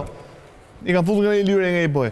Tani të lutem, duhet t'jap një koment lidhe edhe me... Dgjoj, do në ky projekt ligj është vendosur në parim. Pra, ky projekt ligj do shoqërohet edhe me akte të tjera. Nuk është se ky ka vdekur ky ligj këtu dhe tani fillon merret zbatueshmëria bëhet me akte të tjera. Unë për shembull jam shumë dakord për shembull që njëra nga pikat që ka ky projekt ligj edhe mua më shqetëson është për shembull kjo e investimit të kurrikulës arsimore, që mendoj unë s'ka nevojë për një kurrikull arsimore, po dojnë një familjari që t'japin një orientim ose kuptimin t'japin një edukat më shumë ka privat, ta çojmë privat, për shembull në arsimin para universitar jam shumë kundër dhe do doja për shembull që mos shoqërohet me një akt administrativ me VKM këtë Ministria e Përgjegjësisë e bën. Një sekond. Dgjoj, ky ligj është gjithë përfshirës, duhet kuptojmë edhe gjë. Ligji është gjithë përfshirës. Aktet që do të pasojmë më pas këtij ligji, do të jenë ato akte të cilat do të kenë edhe vëmendjen më të posaçme, qoftë edhe nga komisionet të cilët e vendos, por edhe qoftë edhe nga autoritetet përgjegjëse të cilët i propozojnë këto vendimi institucionesh. Po pra janë vendimi institucionesh. Debati publik vetëm në parlament mendoj që situata e arsimit në Shqipëri ka probleme shumë të mëdha. realisht. Të paktën në rankime që ne dalim në raport me ato çka ne kemi qenë dikur që i kishim realisht elit çështjen e arsimit dhe nderoheshim kudo, çdo vit që vjen situata përkeqësohet dhe çdo vit që vjen ne shpenzojmë, kush është prind në këtë panel, shpenzojmë më shumë për të mirë arsimuar fëmijët, sepse ajo që marrim është shumë pak. Dhe unë doja realisht me shpirt që të kishte një angazhim për të përmirësuar cilësinë e arsimit në Shqipëri. Shqetësohem shumë dhe u shqetësova kur lexova në atë projekt ligj që do financohet kaq shumë për këtë çështje. Pse duhet mësoj vajza ime 8 vjeç çështjen e gjinive në klasë 3. Pse duhet të futet kaq shtellë në seksualitet në klasë 3? Pse duhet djali im më vonë të futet kaq shtellë? Parashikohet që të për vitet e gjimnazit, nuk parashikohet që po të lutem se lexova pra. Unë lexova, po unë lexova. Do të ketë udhëzime, do të ketë rregulluar që bëhet për saktë. Më garanton mua që do jetë kështu. Udhëzimet para ti. Po jo, pra nuk ka se po ti ne udhëzim ti para nesh. Dhe ne që kemi qenë të investuar në këtë si situatë. Atëherë Unë si prindër të kërkoja, po dhe si një... Që do kërkosh, ti kisë kërkot do të masi gjotani? Ku kalua jo, që do kërkosh? Ore, ligji është gjithë përfshirës për flasë. Ma ligji është në bitë të akt në ligjor. Aktet në ligjor e zbatojnë ligjin, nuk e ndryshojnë. E kush i përcakto sa të kujdeshme do jenë? Do i përcaktosh ti? Normalisht edhe zyrtari, se zyrtari ka përgjithësi. Po qa lidhje ke o pret tani po ja fut kosë kur? Të lutem në lidhje me sistemin arsimor që përmendoj, shumë e drejtë, më ka shumë problematike, po këta harrojnë që ti e ke memoria. Dhe kemi mori që këtu plaka më e madhe sociale ka qenë infrastruktura. Ne jemi akoma 12 merremi akoma me infrastrukturën arsimore. Po çfarë infrastrukturë po infrastrukturën arsimore se këta nuk na lanë një shkollë, një spital, i çerdhe, i kopësh, domethënë që nuk ke çfarë bën. Kur merr një plakë madhe sociale, se këta e kuptoj se është buxheti i shtetit është kështu. Merr një letër se ti mendon ti që qeveria socialiste apo mendon edhe kryeministri i vendit nuk do më të mirën e këtij vendi? Do përgjigjen e sinqert, do përgjigjen e sinqert sigurisht që unë interesohem për kushtet minimale, por sa interesohem për nivelin e mësuesve dhe për nivelin arsimor, nuk interesohem për pllakat që sot janë nesër të visin. Shumë po punohet pra, punohet në drejtim. Le ta themi me dy fjalë. S'mund të me drejtim që na e lanë mësuesit me rroga 300.000 lekë ku i kemi marrë qeverinë e këtyre. Tash flasim realitetin. Vazhdojmë të kenë më të ulta në rajon dhe Europë. Jam shumë dakord për rritjen e pagave të mësuesve. Më fal për të kuptuar. Absolutisht, mësuesve, mjekëve, infermierëve. Meqense kapëm një temë cilën unë kam shumë merak për të kuptuar në fakt se sa vizion ka, qoftë edhe për infrastrukturë, për të katërtin vit radhazi, të katërtin në bazë 12 viti 13 sa bëhet ky, kur i shikohet buxheti, nga buxheti ulet, jo është më pak se 3%. Ishte premtuar. Jo ajo që s'bëhet as mendohet të ndërrohet më, por ulet, më fal, por në çdo rishikim buxheti, në çdo bëhet është tani periudha e rishikimit. Më lër tani të mbaroj. Ju keni qeveria më antisociale këtij vendi. Ju, Partia Demokratike. Kur kam qenë parlamentu kam qeverisë me Ramën. Keni qenë qeveria më antisociale këtij vendi. Sot buxheti më i madh. Pra qeveria Ramën buxheti më i madh. Ska gjë, pra qeveria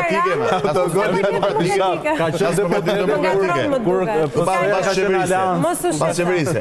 Duhet të them që tani se nuk flasim me mbi vendosje se dëgjuam njëri tjetrin. Pra, kur u rishiku buxheti tani dhe 3 shtyllat nga cilët u hoqën prap lek, se kemi me rak arsimin, është arsimi, shëndetësia dhe bujqësia. Për të shkuar tek tunelet. Se ka shkuar te mbrojtja sociale, sepse po jepet prioritet mbrojtjes sociale. Jo, se ka shkuar te tuneli që është e pandekur. Po jepet prioritet mbrojtjes sociale. Sot të vënë mbrojtja sociale ka buxhetin më të madh. Që është e pandekur të vendës kryeministit. Ka 1/3 e buxhetit të shtetit shqiptar në shpenzimet buxhetare. Kjo është një dizinformim që nuk mund të bëhet gjallë në botë. Në buxhetin e mbrojtjes sociale, po vetëm mos duhet të dizinformizojmë me këtë sektor punoj. Buxheti është publik, zëri më i lartë i buxhetit janë prokurimet dhe tenderimet publike. S'ka lidhje fare as shpenzimet buxhetare. E gjithë buxhetit të shtetit alokohen 33% vetëm për mbrojtje sociale. Tani po flasim për buxhetin për GDP-n, për çfarë po flet? Flasim për buxhetin, shpenzimet buxhetare flas. Po ti po flet se sa punonjës në përzyra ka, tani edhe ato i kemi kaluar masat më kohë, tani unë po flas sa punonjës ka në përzyra. Se tani mos ket punonjës edhe për shërbime sociale. Debati për konzulton sot në parlament. Flasim si shpenzohet buxheti i shtetit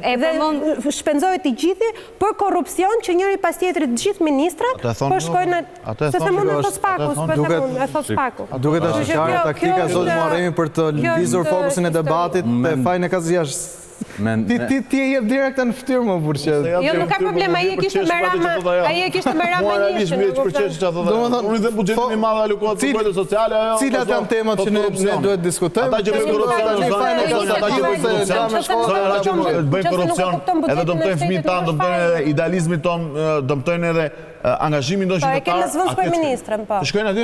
Tani unë po flas për buxhetin e shtetit. Se nxorë fajtore ti. Ka nxjerr pandeu fraku më ç'm duhet mua. Tani nuk po flas për buxhetin e shtetit, po flet për një gjë që nuk e kupton. Jemi mësuar ne vetëm i çojmë ai ka lexuar dosjen më zotrit. Të lutem, nuk lexoj fare, nuk komentoj. S'do të lexoj. Okej, mos komentoj. Vazhdo me sa komentoj.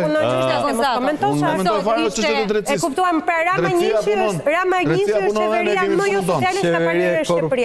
Rama Nishi mbajnë mend, tha një përfaqësues, Rama Nishi tha, është qeveria më jo sociale që ka parë në Shqipëri. Rama Nishi është po, i kanë protestuar. Imagjinosi është kjo tani. Është vërtet. Atëherë, çështja Gonzato sot që ngrit kaq fort që detyroi edhe Marta Kos të reagonte.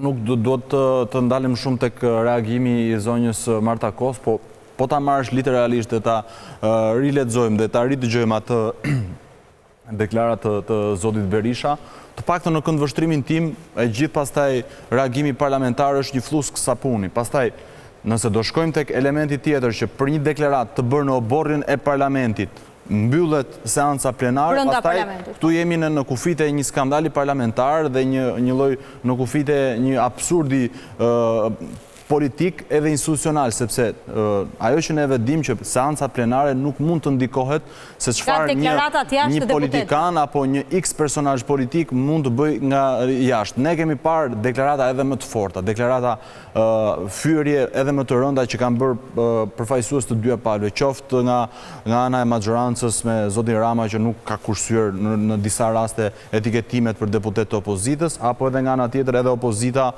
në shumë raste nuk e ka kursuar kundër përgjigjen zotit Rama me kemi prekur familjet, ata kanë prekur familjet. Po tani nuk duhet të ndalë, shiko, flasim realitetin tash. I nderuar, unë nuk jam gjysor midis dy krahave politike, këtu je gabim. Unë si gazetar nuk krahasohem me atë.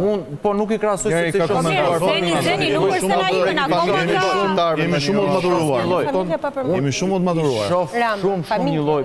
Babai i Zenit nuk na ikën shumë. Grua pa ofenduar. Babai i Zenit nuk na ikën akoma. Ajo nuk është bërë në parlament, është bërë nga Silia. Se brenda nuk është bërë. Është bërë në Silia e Partisë Demokratike. Edhe brenda Silisë dhe jashtë Silisë. Po them janë bërë deklarata edhe më të rënda dhe nuk mund të mbyllet parlamenti, nuk mund të mbyllet seanca plenare për një deklaratë që po themi edhe sikur të ishte skandaloze, edhe sikur të ishte fyese ndaj një diplomati, nuk është bërë në seancën plenare. Kështu që thënë këtë, unë vijoj të qëndroj. Është bërë në mëngjes? Është bërë në mëngjes dhe u prit pastaj një reagim nga zonja Marta Kos që ta mbyllim këtë parlament shpejt se u lodhën. Mori trajtën e një skandali diplomatik. Se këtu ka dhe një problem tjetër shumë të madh që sërish unë kam kritika për opozitën këtu, se nuk dua të ngjaj sikur jam opozitari i opozitës, por problem shumë i madh është që neve po shohim që nga nisja e kësaj legjislature me përjashtim të 3 apo 4 seancave të para që nuk ishin dot normale dhe nuk u zhvilluan dhe pati, po themi, përplasje dhe u ndërprerën seancat, gjithë seancat e mëparshme ne kemi pas me 20 pika në rendin e ditës, me 30, me 15, pra seanca shumë të ngarkuara. Zonja Mehmetaj që ka qenë deputete di se çfarë do të thotë të shkosh në një seancë plenare kur ka 20 pika të rendit ditës. Është praktikisht e pamundur që ai parlament, ai debat publik, sepse parlamenti është aura e debatit publik, pra qytetarët duhet marrin vesh, duhet kuptojnë se çfarë do të diskutohet, cilat janë qëndrimet e përfaqësuesve të tyre në parlament dhe çfarë do të vendosin për të ardhmen e tyre. Dhe mënyrën se si janë organizuar seancat e fundit plenare me një rend dite kaq shumë të madh, kjo ka qenë praktikisht e pamundur. Dhe më e keqja është ajo që vjen deri në fund të këtij viti, që seanca do të vijojnë të jenë të ngarkuara nëse do të vijohet me seanca një herë në javë, sepse do kemi para diskutimet për buxhetin. Po pse është ky vendim për një herë në javë? Nuk arrit do ta kuptoj.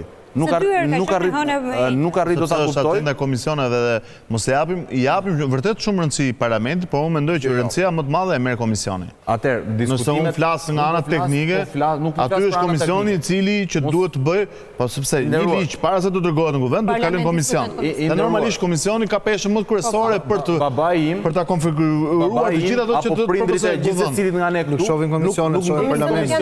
Për kuptuar mendoja që duhet janë bëhen live, po thjesht ata duhen të jenë edhe transparente dhe qytetarët e thjesht debat informacionin për një çështje, për një ligj që miratohet e marrin në seancën plenare dhe që t'u jepet kjo mundësi minimalisht i duhet krijosh. Po më i dashur se nuk shkojnë nëpër komisione, i fusin një tallalla në kuptimin e mirë fjalës nga memoria, nuk bëjnë asnjë lloj diskutimi dhe vinë aty edhe diskutojnë edhe bëjnë sikur janë të interesuar për çështjet. Shkon në komision aty, plas trut aty dhe jeva mendime se ke përfaqësuesit e shoqërisë civile, ke përfaqësuesit e administratës publike, ke përfaqësuesit e avokatit popullit, ke përfaqësues aty plasit trut në komision.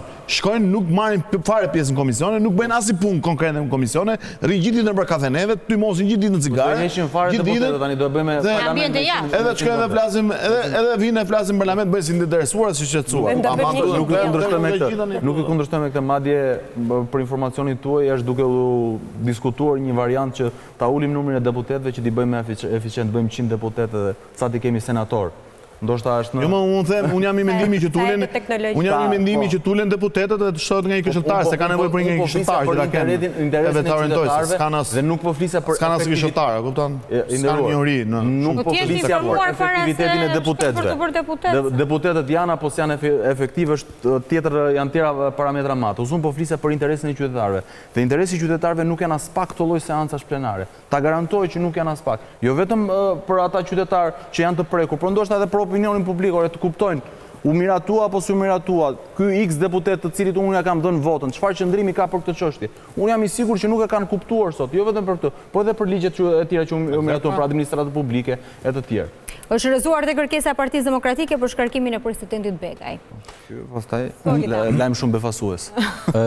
Sot ka pasur edhe një zhvillim. Se do habiteshim nëse do ishte. Ishte edhe një zhvillim që kaloi pak nën zë për shkak se Partia Socialiste ka kërkuar në Komisionin e Disiplinës përjashtimin me 50 ditë të zotit Berisha nga seancat dhe nga aktiviteti parlamentar, çka do të thotë që do jetë një motiv më shumë për Partinë Demokratike për të thërritur protesta në rrugë për shkak se liderit të tyre i është cënuar dinjiteti dhe mendoj që do bëhet një turli midis akuza për zonjën Balluku apo akuzat për korrupsion të qeverisë, edhe me pengesën e fjalës lirë dhe të aktivitetit të zotit Berisha, dhe kjo do jetë një motiv shumë i mirë që ata në javët në vazhdim të dalin në rrugë, në sheshe për të kërkuar rivendosjen e disa piketave në parlament, që këto diskutime mos kalojnë me forcën e kartonave, por të bëhet një parlamentarizëm i vërtet, me diskutime, me ballafaqim argumentash dhe të kemi një produkt cilësor i cili nuk është më import agendash nga jashtë, po të jetë një produkt i brendshëm dhe t'ju shërbej qytetarëve, familjeve qytetarëve, pensionistëve. Nuk besoj se ka qenë importuar nga jashtë, ose më saktë urgjenca e këtij ligji nuk besoj që ka qenë importuar nga jashtë. Mund të ketë ardhur si fillim nga jashtë, mund të ketë ardhur si fillim, por fakti për ta bërë kaq shpejt, kam përshtypje se ka qenë nevojë dhe ekzigjencë e Partisë Socialiste në këtë moment. Në fakt, unë ndaj shumë mendimet përbashkëta me Arditin këtu, jo vetëm për një nga projekt ligje që u diskutua sot, por në tërësi për mënyrën se si po shkon kjo situatë, edhe praktikisht bashkë me hapjen me çeljen e kapitujve, nuk diskutohet që puna e parlamentit nga ana teknike do jetë një punë shumë e ngarkuar, e cila në çdo moment e parë thjesht kështu mund të çfokusoj totalisht punën që opozita duhet bëj, po dhe mënyrën se si mendoj unë qytetarët duhet të reagojnë.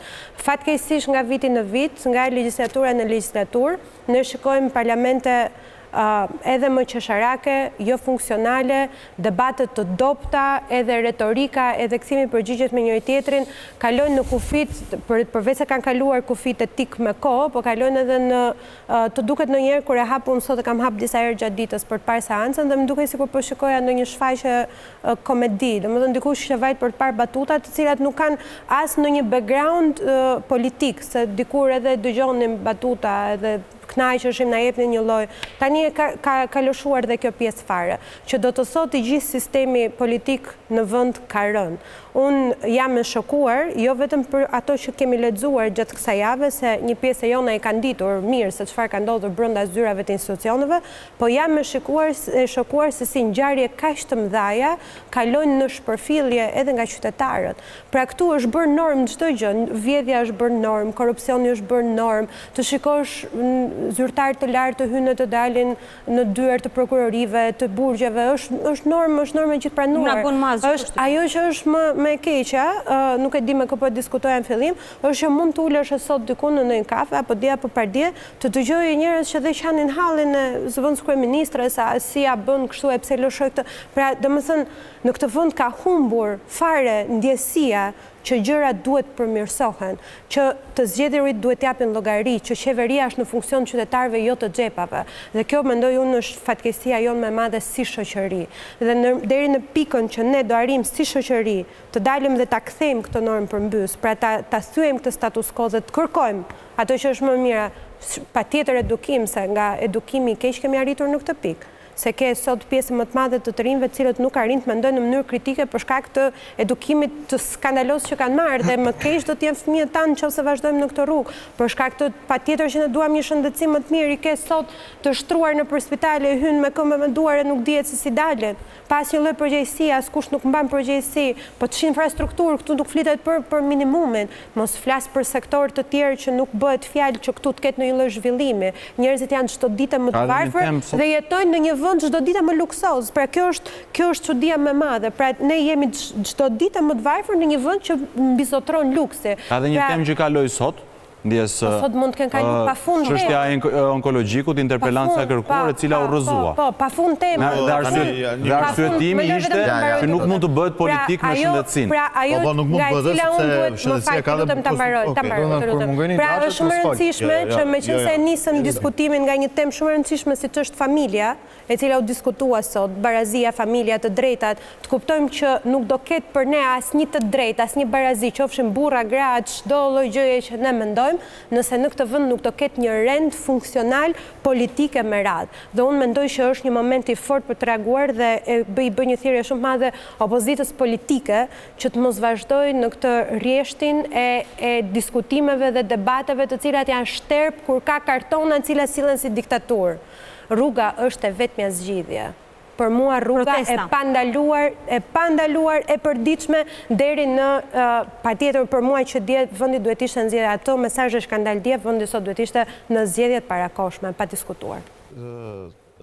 Doja vetëm bëj vetëm një replikë, se është shumë e rëndësishme edhe për vetë qytetarët, por edhe vetë në reagimin që ka pasur sot Ministrja e Shëndetësisë edhe Mirëqendjes Sociale, se kanë ndryshuar temën zonën Sala, lidhe me interpelancën që është hedhur poshtë. Tani që të kërkohesh interpelancë në një parti opozitare që nuk financon të as 10% të barnave, 10 barna kishte rimbursueshme. Aq kishte me buxhetin e saj. Një minutë lutem. Zonja Sala ishte shumë i qartë për komunikimin e saj publik. Kishte me ligj, më na ishte me ligj, Do votojmë këtu të tiqet e drejta fjalës, ë? E di. Më ta ishte me ligj të patjetër. Tani Zonja Sala ka komunikuar sot edhe për qytetarët, por ka qenë edhe në një nga kërkesat e saja vetë që në marrjen e saj të tyre, që sot në buxhetin e këtij viti është rreth 300 milion euro që do të jepen për sigurimin e të gjithë barnave onkologjike dhe buxheti i vitit tjetër do të jetë pothuajse 1 miliard euro, do të jetë për sigurimin e gjithë barnave të rimbursueshme për gjithë sëmundjet kancerogjike pa onkologjike. Domethënë jemi popull i smur. 12 vjet i linim të disnim se tani mbase kismet bëjmë ndonjë gjë. Po çfarë të bëjmë? Këtë buxhet më le mua ti më çfarë të bëjmë ti më?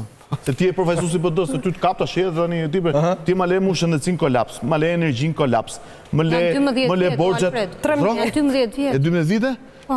E 12 vite? Mirë, zonja. Një minutë. Jo, se kam me ty. Nuk kam unë me ty. Nuk jemi besueshëm te njerëzit që po ndjekin, nuk bëj një hipotezë kjo retorikë. Duhet të përgjigjesh shumë sinqerisht. Ti je sot një familje. Kupton? Je sot e vetme dhe sot ti ke një buxhet tëndin familjar dhe mban ekonominë tënde familjar individuale, po flasim. Martohesh. Po marrim hipotezi.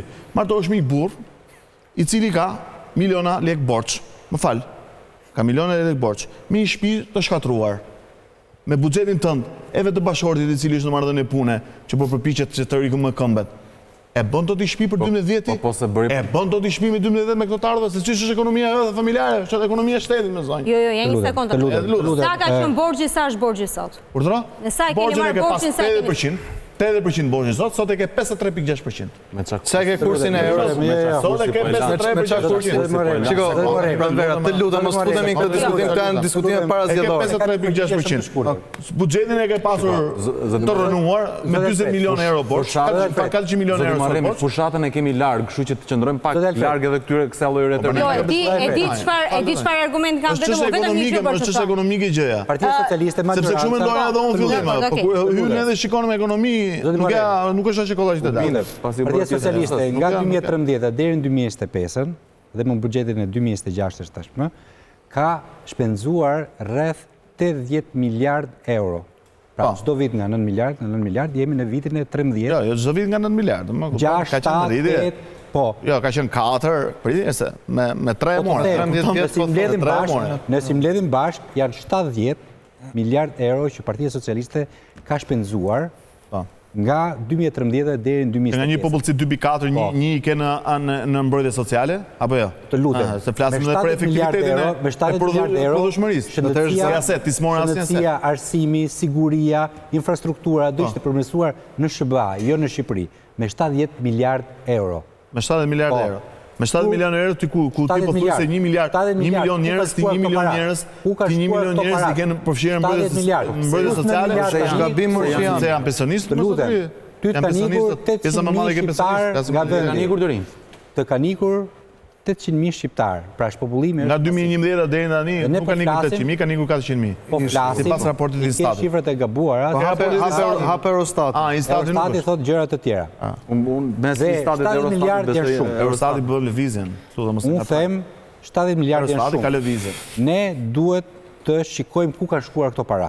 Absolutisht që ka pozime. Sot Spakut që përshkon këto 50 milionça që hidhet sipas për kompani turke apo për kompani të tjera, apo për incineratorët 400 milion euro që shduken si thithse.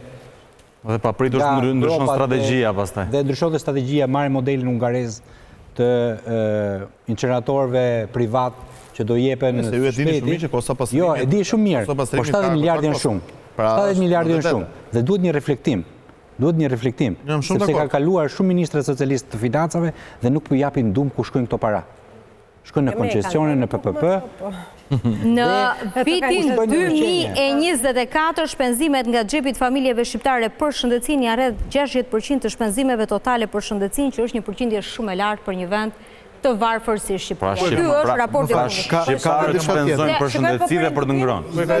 A e dini që mesatarët shqiptarë për konsum është pasoni Partisë Demokratike? Jo, është studim ndërkombëtar. 43% e të ardhurave mesatare të një familje shkojnë direkte për konsum, që do thotë për mbijetesë.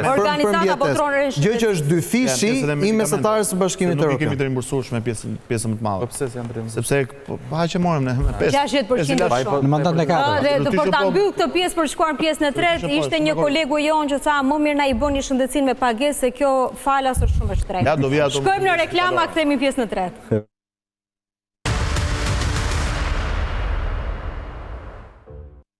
Jemi rikthyer në pjesën e fundit të emisionit, në minutat e fundit. Zoti Lita, mendon që zgjidhja e opozitës për të vazhduar atë që tha Kiti pak më parë është protesta, zgjidhjet janë protesta apo jo? Duhet vazhdoj betejë në parlament? Jam një konsumator protestash si gazetar dhe si qytetar dhe mendoj që protesta po, por protesta jo me data. Pra caktohet një datë dhe organizohet partia duke quar drejtuesit në rrethe, duke mbledhur njerëz me autobusa dhe vinë bëjnë marshimin në Tiranë, lexojnë disa fjalime dhe shkohet në shtëpi. Unë nuk jam për këtë sepse është një film i parë. Unë do isha për kontarizimin e protestave. Do thotë që ti të shkosh në lagje dhe në qytete, të ballafaqohesh me argumenta dhe me biseda të shtruar me qytetarët dhe më pas të organizohet një protestë kombëtare për të dhënë një mesazh kombëtar kundër një kauze apo për një kauzë. Modeli i PD-s apo i opozitës, por edhe Partisë Socialiste duhet thënë në vitet kur nuk ka qeverisja apo ka qenë në opozitë që caktohet një datë dhe bëhen protesta me data dhe jo me kauza, është shumë i gabuar dhe nuk prodhon ndryshim, nuk prodhon vrull. Pra duhet bërë një gjë inverse, sepse nëse bëjmë të njëjtat gjëra dhe presim të njëjtat rezultate ndryshme, nuk është e mençur dhe mendoj që duhet ndryshoj strategjia dhe unë këtë është hera e dytë e tretë që po e them publikisht që këtu duhet bërë një kontrizim i protestet, duhet ndryshoj qasja, që duhet biseduar në për lagje, në për qytete, në për grup seksionet, apo si që quajnë ata degët e tyre, dhe tjetë një bisede shtruar që më pas të arrijet një protest kombëtare në Tiranë. Nëse bëhet pastaj me autobus, me rrethe, bëhet marshimi, bëhet fjalime, të gjithë iken në shtëpi, Tirana nuk i përqafon, nuk i mbështet dhe duhet të ketë një reflektim edhe për të bërë protesta. Por mendoj që ata nuk kanë kohë, nuk kanë mosh dhe nuk kanë forcën brenda partisë për të ndryshuar. Dhe kjo është një problem shumë i madh. Gjonathani Buzqeshi kurse nuk ka mosh. Gjeni Karaj ka reaguar. Fitore historike sot, Shqipëria zoti barazin, është një status i gjatë, por do lexoj vetëm pjesën e fundit. Ky ligj nuk është vetëm një instrument juridik, por dëshmi e një Shqipërie moderne dhe të drejtë që zgjodhi drejtësinë mbi frikën, faktin mbi dezinformimin dhe dinjitetin njerëzor mbi paragjykimin. Sot Shqipëria dëshmoi se demokracia nuk trembet nga barazia, ajo ndërtohet prej saj. Jonathan. Do të komentoj për Gjeni? Po. Çfarë ti komentoj? Gjeni ka ideologjinë e vetë që ka rriti kanalet e duhura politike, bashkë me aleatët europian financues, që këtë projektisht ta fusin në parlament. Ne kemi bërë, pranvera, kemi bërë një sondazh, kemi bërë një anket kombëtare, me mbi 10.000 të intervistuar, mbi 10.000 persona. Unë si pedagog ekonomie merrem shpesh edhe me statistikat dhe për të bërë një anket kombëtare me një marsh errori plus minus 3% me nivel konfidencë 95%, në Shqipëri do na duheshin rreth 4.000 persona të cilët do përgjigjeshin. Këto e marrin për një grup mosh nga mosha 18 deri në 65 vjeç. Në më pak se 3 dhjetor ishin 10.000 persona të cilët u përgjigjen dhe u shprehen për mendimet e tyre, ishin 28 pyetje. Dhe kemi bërë analiza dhe demografike. Për çfarë u pyetën? U pyetën në bazë të mendimit të tyre mbi konceptin e familjes, mbi gjinin, mbi martesat homoseksuale. Mund të lexoj vetëm disa 3-4 gjetje kryesore. Direkt. 97.6% e shqiptarëve përcaktojnë gjinin strikt si mashkull dhe femër, pra biologjike binare. 99% e të anketuarve shohin familjen tradicionale, burr, grua, fëmijë. 96% besojnë se zëvendësimi i termave nën dhe baba me prindi 1, prindi 2 do të krijonte konfuzion tek fëmijët dhe do të dëmtojë identitetin e tyre. 95.7% kundërshtojnë futjen e termave të identitetit gjinor në kurrikulat shkollore. 92.1% janë kundër legalizimit të martesave të njëjtës gjini. Dhe një fakt interesant është që ne dim suportin masiv që shqiptarët kanë për integrimin e Shqipërisë në Bashkimin Evropian. Ne kërkojmë antarësimin në familjen e madhe europiane. 91.1% e të anketuarve janë deklaruar që nëse martesat LGBT do të ishin kusht për antarësimin e Shqipërisë në Bashkimin Evropian, atëherë ne nuk e duam Bashkimin Evropian. Pra, ne si komb jemi komb që nxitemi dhe drejtohemi nga vlerat tona tradicionale, nga vlerat tona konservatore. Dhe 94% e shqiptarëve insistojnë që ligjet që ndikojnë mbi vlerat morale dhe familjare duhet vendosen me referendume, jo me vot parlamentare. Sa më pëlqen ky këtim që ke bërë. Atë pse të intereson ligji ty? Ka diçka. Po patjetër ne do zoti Muharremi ne do ndjekim gjitha hapat. Kush të ka zgjënjur më shumë sot? Pjesëmarrja jo aq sa prisja e protestës. E di pse? Sepse gjatë angazhimit tim politik kam protestuar shumë. Në 2 vitet e fundit mund të kem qenë pjesë mbi 50 protestave duke përfshirë edhe protesta përpara bashkisë. Kemi protestuar për vjedhjet, po ndonjëherë të betohem është dukur sikur shqiptarëve i pëlqen që të vidhen. Kemi folë për inceneratorin, nuk kanë dalë. Kemi folë për 5D, pjesëmarrja nuk ka qenë aq sa kemi pritur. Kemi folë për Tigri 1, Tigri 3, hiç. Kemi folë për këto tani të Belindës, vetë njerëzit, qytetarët nuk po dalin. E para. Zhëria politike. Shiko, është edhe një shpopullim masiv, po kjo është një tjetër diskutim se edhe për këtë kam bërë një studim. E dyta. Shqiptarët kanë vënë re që nuk e kanë problem të shahen. I thot Rama Dibranve... Familja, duke sikur... I thot Rama shqiptarve Dibranve gjysmak, Velje i thoshtë çunave çyryk, gjitha fjalët e ndryshme nuk po çohen. Po therën të rinjt, u vra dhe kamarieri që ishte në Durrës. Se pa shtrëmbër.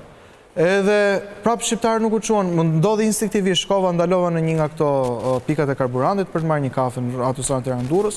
Pyetja e parë që e bëra dhe bëra shumë instinktive i thash, "A ke Nez Expressin?" Qeshje më tha, "Vllai, Nez është, edhe po të mos ishte Nez e Nezim, nuk është problem." Dhe droga sheshit, hajde dalim një xhiro, gjithandej do ndihet era hashash. Po të paktën për familjen. Çfarë ka një prind më të shtrenjtë se sa fëmijën e vet? Dhe jam shumë dakord me atë që zotëria tha që duhet ketë një mobilizim jo partijak dhe prandaj protesta që u thirr sot nuk u thirr nga asnjë parti politike. Ishte koalicioni shqiptar pro familjes dhe jetës, ishte familja ime dhe persona të tjerë pjesë e koalicionit pro familjes që organizuan. Dhe të gjitha komunitetet fetare që dolën kundër. Një pjesë e madhe komuniteteve nuk i sollën besimtarët e tyre. Kjo është tjetër diskutim, ishin besimtarë që dolën vetë. Kemi patur një censur nga një pjesë e madhe e medjave, të cilat nuk e kanë nxjerrë lajmin për protestën që do ndodhte sot. Po thoshta një pjesë e 300 milionë eurove kanë shkuar edhe në media. Ky është diskutim tjetër, në një temë tjetër patjetër që unë dua ta diskutoj. Jam i zgënjur dhe bëra një thirrje publike gjatë protestës që Turp TV të gjitha atyre personave që po ndjekin nga televizori dhe nuk po bashkohen. Sepse nëse ne jemi të gatshëm të japim edhe gjën e fundit që na ka mbetur, që është familja. E kanë kuptuar apo ishte koha shumë e shkurtër për të... Ne kemi bërë maksimumin tonë dhe unë besoj që kanë kuptuar. Unë shoh arritjet që ne kemi patur në rrjetet sociale, mbi 10 milion shikime nëpër platformat tona, vetëm këto javë të fundit që kemi diskutuar për projektligjin për barazinë gjinore.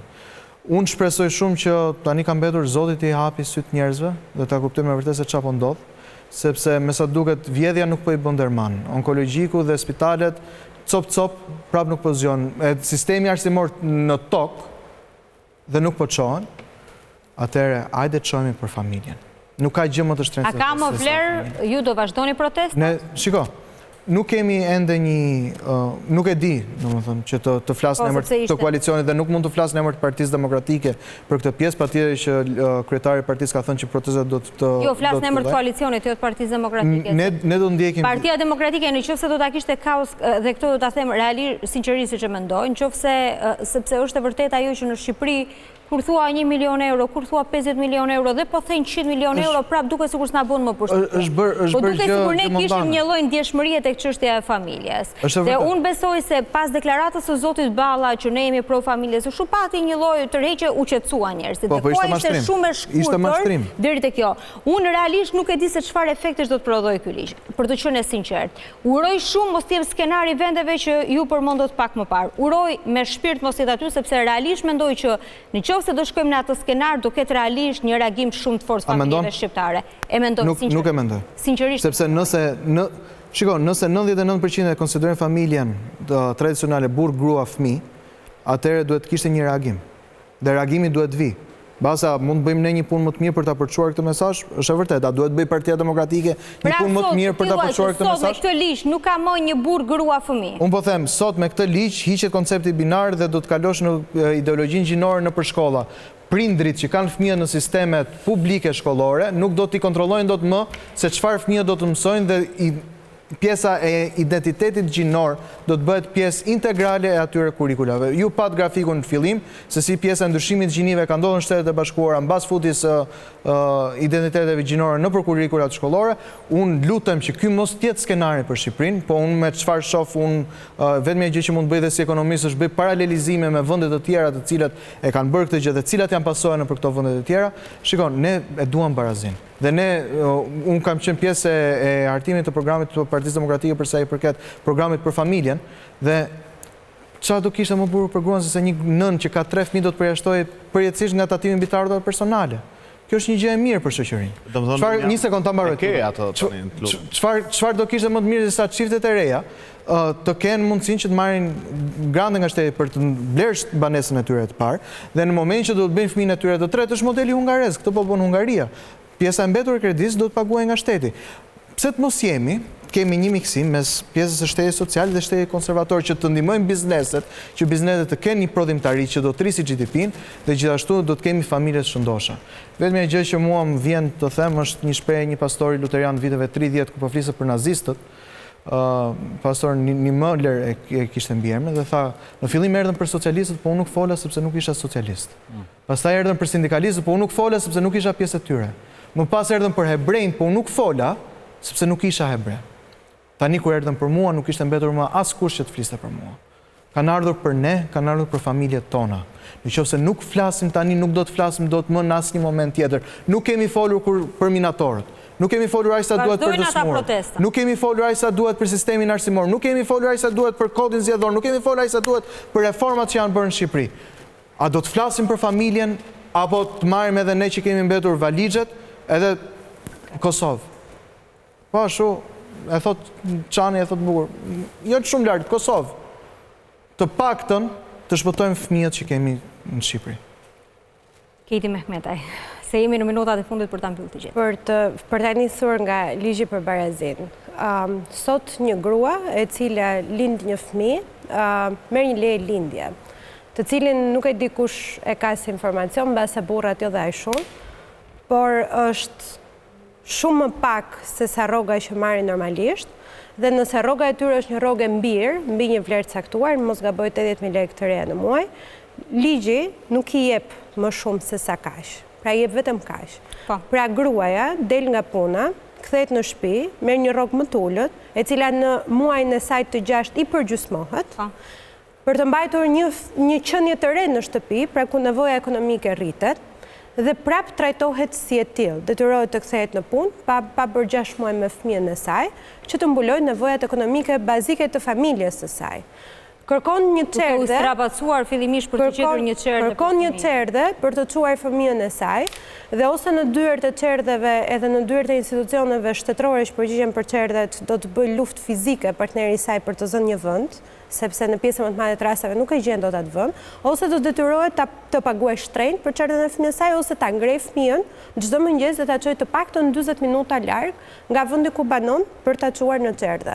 Dhe të kthehet ta marrë këtë fëmijë nëse e gjen çerdhen në orën 5 basdite për të pasur vetëm shumë pak kohë, cilën detyrohet ta bëjë punë shtëpie, të cilën detyrohet të bëjë ndoshta një punë të dytë për përballuar nevojat familjare. Dhe nëse kjo grua ka nevoja ginekologjike, nëse kjo grua ka nevoja të shkojë të bëjë një kontroll në institucion, nuk merr asnjë gjë mbrapsht.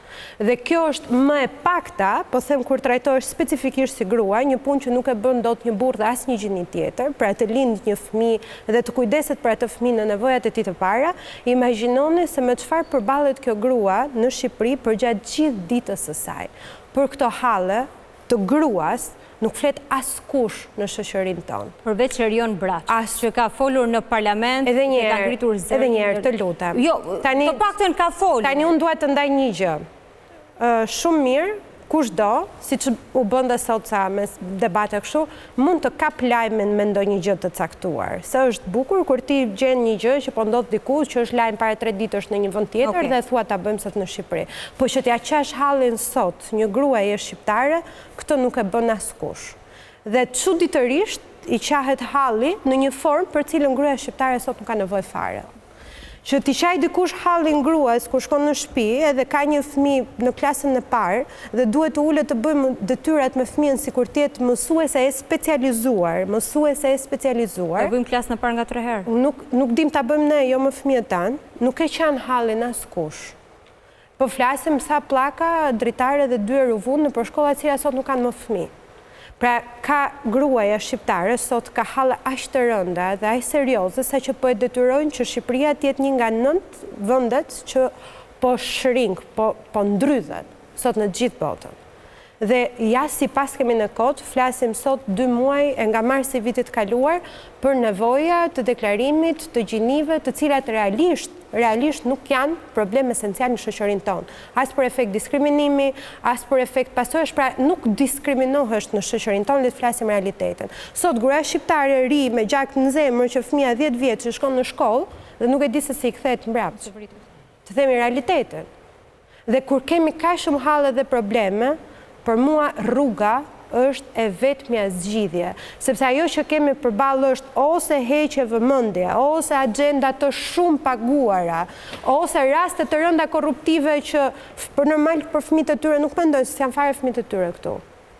Themi ato që është tani. Pra ose kemi këtë situatë, ose pastaj edhe unë do të shkoj në të njëjtën pikë që thotë edhe Gjonatani, sepse më besoni dhe familjet më të mira në këtë shoqëri, në kuptimin e të paguarit, edhe familjet më të paguara, me më shumë të ardhura, me bizneset e tyre private, nuk po arrin do të ndërtojnë jetë në këtë vend. Jemi në mes të Europës. Themi do hymë në Europë në 2027, në 2028, në 2030, edhe sikur gjeografikisht, geopolitikisht, është një vend kaq larg Europës. Pra është një vend që jeton në luks, dojnë pazar në Maqedoni, në Maltëzi dhe në Greqi, se janë kaq të shtrenjtë. Maqedoni Malezi po është në Greqi. Pra Greqia është një vend i Bashkimit Evropian. Pra kjo është rruga se cila formë, më fal dhe një gjë të fundit.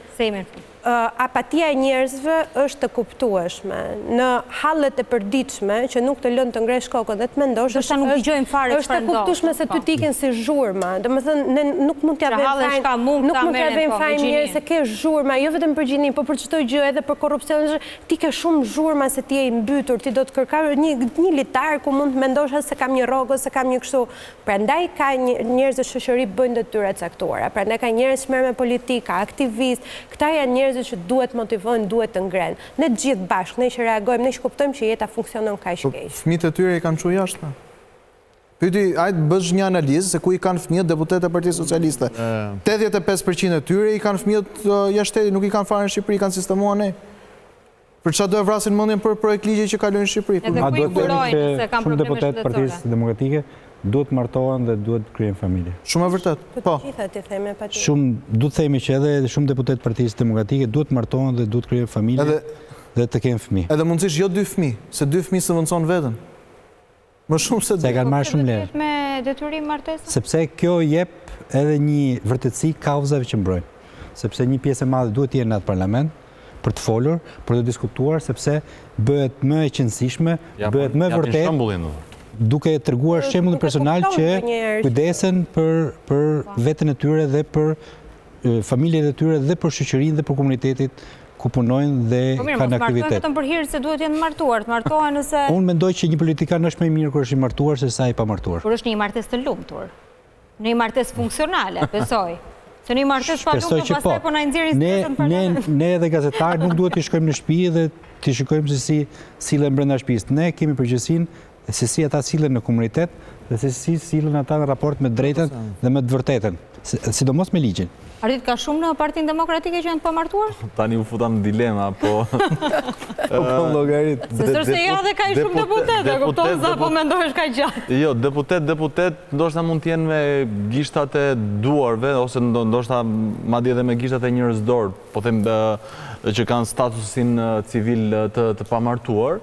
Se pa shkoj nga 50 vjeç. Si, po, pra të nisa të them, për shkak se ka dhe një numër të konsiderueshëm deputetësh që janë në moshë deri diku, nuk do thosha të moshuar, po janë të maturuar që mosha u ka kërkuar që, po themi, këto procedurat civile ti kenë kryer në kohë më të shpejta. Po, unë nuk besoj se ndikon shumë në politikë bërje apo në performancën e një deputeti statusi civil tej, po themi, batutës. E mban mend kur Partia Socialiste i kërkoi Edi Ramës të martohej? Shiko. E mban mend. Po ajo është tjetër gjë në mentalitetin e shqiptar, kryeministri duhet kishte atë lloj kostumi. Pastaj zoti Majko nuk i ka thënë vetëm atë gjë. Po ta themi të plot. Dakor. I ka thënë, përveç se duhet martohesh, duhet të heqësh dhe çorapet e kuqe. Që ta themi batutën e plot. Ta themi batutën e plot. Kështu që nuk besoj që... Si duket situata brenda Partisë Demokratike? Për këtë çështje thua? Për në tërësi raporti tyre me parlamentin, me qytetarët, me protesta, se në stadion u bë disa kohë që ka thënë zoti Berisha protesta, po vetëm e thënë është. Ka një kundërthënie shumë të fortë brenda Partisë Demokratike në këto momente, sepse nga njëra anë ka një patate të nxehtë, nëse mund të përdor këtë metaforë, siç është çështja e zonjës Balluku dhe përballja e saj me drejtësinë. Nga ana tjetër ka një disa rryma të ndryshme aty brenda Partisë Demokratike, që ca thonë hajde të protestojmë, të përsërisim protestat që u bën kundër zotit Veliaj çdo javë, të qëndrueshme, konsistente përballë Ministrisë së Zonjës Balluku. Ka pastaj një qasje tjetër për të mos të përsëritur atë skenar se mund të mos na përsëritet i njëjti feedback, siç ishte ai me zotin Veliaj që sot është në qeli. Pastaj është edhe qëndrimi i zotit Berisha që do të cilësojë as mish as peshk. Pse? Sepse nga një ranë thot do ketë protesta, do i thrasim qytetarët, do i prim protestave dhe protestat janë rruga vetme e shpëtimit të opozitës, pra duke cituar zoti Berisha në mbledhjen e fundit të grupit parlamentar ka thënë ose do dalim të protestojmë, ose fati jonë është shkrirja si opozit. Pra, nga një ranë thot këtë gjë, pastaj nga ana tjetër nuk ka një vendimarrje për protest. Por dhe këtu bashkohem tek ajo që tha zoti Lida, protestat nuk do duhet të vinë, një protestë e suksesshme e opozitës, nuk do duhet të vijë me agjende thirrur e përcaktuar me struktura. Se duhet protestojmë për se në fund ditës do mbledhet ata 20-30 mijë opozitar nga i gjithë vendi, do dalin aty bulevard, një pjesë e tyre do kthehen prapë në rrethet dhe qytetet që vinë dhe shumë pak nga Tirana do vazhdojnë jetën e tyre normale. Pra, protestat opozita duhet i përgjigjet kërkesës kur vjen për protest thjesht ta mbështes, jo ta thras. Të paktën kështu e mendoj dhe e shikoj unë. Sepse duket sikur për disa gjëra bien dakord, dhe thotë për shembull për Këshillin Rregullator i bashkuan votat, ose donatarët është procedurë, okay, është procedurë teknike sepse në fund ditës thjesht do ngelesh në ngërç një institucion i cili unë besoj. Po nuk ndalon deri aty, sepse ka dhe në komisionin për shembull për marrëdhëniet me jashtë disa posadorë që i propozuan Partia Socialiste lavdrohen nga deputetët të opozitës, shka më duket jo serioze, për shembull për ambasadorin ton në Austri dhe në Zvicër, i cili dha dorëheqjen në mënyrë eklatante sepse nuk i dilte rroga dhe merret një ish kryetar bashkie, të cilit i del rroga për të shkuar në Zvicër. Dhe diplomat karrierë dhe ndoshta aty do e ndjej veten më mirë. Po, për nuk ka pse opozitja të bëj këto skena lavdëruse në komisionin parlamentar. Pjesa se që në thash, janë kundërthonje dhe nga një ranë ndryshe flasin, ndryshe bëjnë ose thonë dy gjëra të ndryshme në të njëjtën kohë. Fredi për ta mbyllur. Jo, për ta mbyllur dua të bëj vetëm një parantezë që vetëm gjë që mua më ka shqetësuar, domethënë edhe që po flasim që në moshë time të vogël ose që ku isha unë gjimnazist. Kjo politika konfliktuale, apo kjo marrëdhënie konfliktuale që ka shoqëruar vendin tonë, në çdo lloj reforme apo çdo lloj gjëje që është bërë këtë vendin tonë. Pra kjo lloj konflikti politik është shoqëruar edhe tek njerëzit dhe ndonjëherë kjo është arsyeja pse njerëzit ndoshta apo vetë shoqëria janë të pandërgjeshëm në kuptimin që ne duhet kemi reagime të caktuara në lidhje me situata të caktuara. Dhe po kjo nuk është për pasojë të vetë shoqërisë, është si pasojë e mosbesimit që vjen që se unë do të protestoj, për shembull çfarë do të ndodhë. Çfarë do të ndodhë ose çfarë do të kthehet sërish mbrapsh. Por ajo që dua të them është se ne po përpiqemi që të ndërtojmë një shoqëri më të mirë. Dhe shoqëria më të mirë kryesisht ka bazën familje. Mua më besoj që nga eksperienca ime jetësore, po dhe angazhimi tim politik, edhe arsye pse unë i besoj për shembull Partisë Socialiste apo vetë familjes socialiste, është vetëm sepse flas për kategorinë time ose komunitetin ku unë rrita, nuk e ka çuar punën deri tek Z-ja, pa ka çuar deri te E-ja ose D-ja ku do doja unë që ta bëja. Dhe nëse ne arrijmë që të kemi një politik ose klasa politike të jetë bashkëbiseduese me njëra tjetrën, pra ti vendosi pikat qoftë një gjë që po ta thot një gjë që mirë që është bërë, një vepër e mirë që është bërë, le ta shprehë. Le ta shprehë do të thonë kundërshtari, sepse në rast se ai ti e shpreh si kundërshtar, ti normalisht do të pranosh edhe kritikat. Por në momentin që ti ke konflikt, normalisht neve nuk do të jemi në pjesën kur ai që na dëgjon, pra qytetari që po merr pjesë në jetën e kolektive që ti po merr vendime për atë, nuk do ta kuptojë nëse ke mirë apo s'ke mirë. Një gjë që ti po e merr realisht. Edhe sot pra ne jemi në kushtet ku grup kapitullit janë hapur, po thjesht po presim të fundit, pra progresi është jashtëzakonshëm që ka bërë Shqipëria në Bashkimin Evropian. Po pra sfida eksakt është kjo që të mbyllet. Malizia ka filluar duke i mbyllur. Edhe në rastin e do të kemi këtë lloj politikë konfliktuale që kur kur ti duhet të jesh vetë ndërgjegjshme që ti nuk i ke kartonat për të rrezuar një. Nuk i ke kartonat. Po flas me opozitën, Por me forcën e kartonit, sot Partia Socialiste vendosi ta mbyllim seancën. Nuk ka diskutime. Në momentin, po pra sepse është konflikti që ti e çon edhe pasonat. Normalitet Po është konflikti që ti e pason atë bulevardi. Dakor, njëjtën gjë, shikoj, pra ata duhet të jenë konstruktiv, pra duhet të jenë konstruktiv dhe ta kërkojnë. Po e seancës së parë për programin qeverisës 5 minutaj. Po pra, për 5 minuta, po këta nuk din të lavdërojnë një gjë e mirë që bëhet, një gjë e mirë. Doni lavdërime jo. Po edhe ajo duhet. Ato doni. Të lavdëron të opozita. Tani egzagjerove pak. Po të kritikosh, po ditë të kritikosh më... Ti lavdërojnë më falë në qëse ti... Lefter Koka më i miri. Melinda Balluku më i miri. Një minutë lutem. Arion Beliaj më i miri. Arçi Blanco më i miri. Dy pozicionet të gjitha janë superheroj. Konflikt me Ne jemi në skuadër. Burra më të mirë që ka Partia Socialiste. Çdo familje do të ishte në shtëpi. Më fal, zoti. Në çështë jeni në konflikt me njëri tjetrin. Do të lavdërojmë ne këta. Pa kameraman, redaktorë, të gjitha nuk do të keni nuk do të jenë në një ambient kolektiv pune të përbashkët. Do vish ti të lavdërosh pastaj sa të mirë që janë. Dhe në këtë rast duhet bëjë dhe opozita edhe me majoranca, duhet bashkëndohen të dyja dhe kur secilat pranojnë kritikat e njëri tjetrit dhe secilit të pranojnë të mirat e njëri tjetrit, sepse duke punuar së bashku mund të bëjnë ligje më të mira. Nuk ishte nevojë pse të ikte ky ligj për 2 muaj për shembull. Ku ishin anëtarët e Partisë Demokratike të komisioneve? Nuk ka shqyrë një ditë ata, se unë i kam ndjekur. Një ditë më një ditë pa anëtarët e Partisë Demokratike. Komisionin, po më fal, ku ke qenë? As diskutim. Do ta bëjmë montazh këtë gjë. Edhe në ditë para emisionit tash. Nuk kam diskutuar. Nuk jam deputet dhe kam qenë edhe unë pjesë. Më shumë diskutuar. Kam qenë në komision. Po ke pas me zoti Akil, më vetëm juve keni diskutuar. Po e ke nga opozita. Ato janë konsultime. Se nuk është problem fare, nuk kompleksohem nga faktet, do ku t'i gjej faktet. Faleminderit shumë që ishit mbrëmjen e sotme në Kova. Faleminderit ju që na keni ndjekur, bashkë do takojmë të martën në orën 21. Natën e mirë.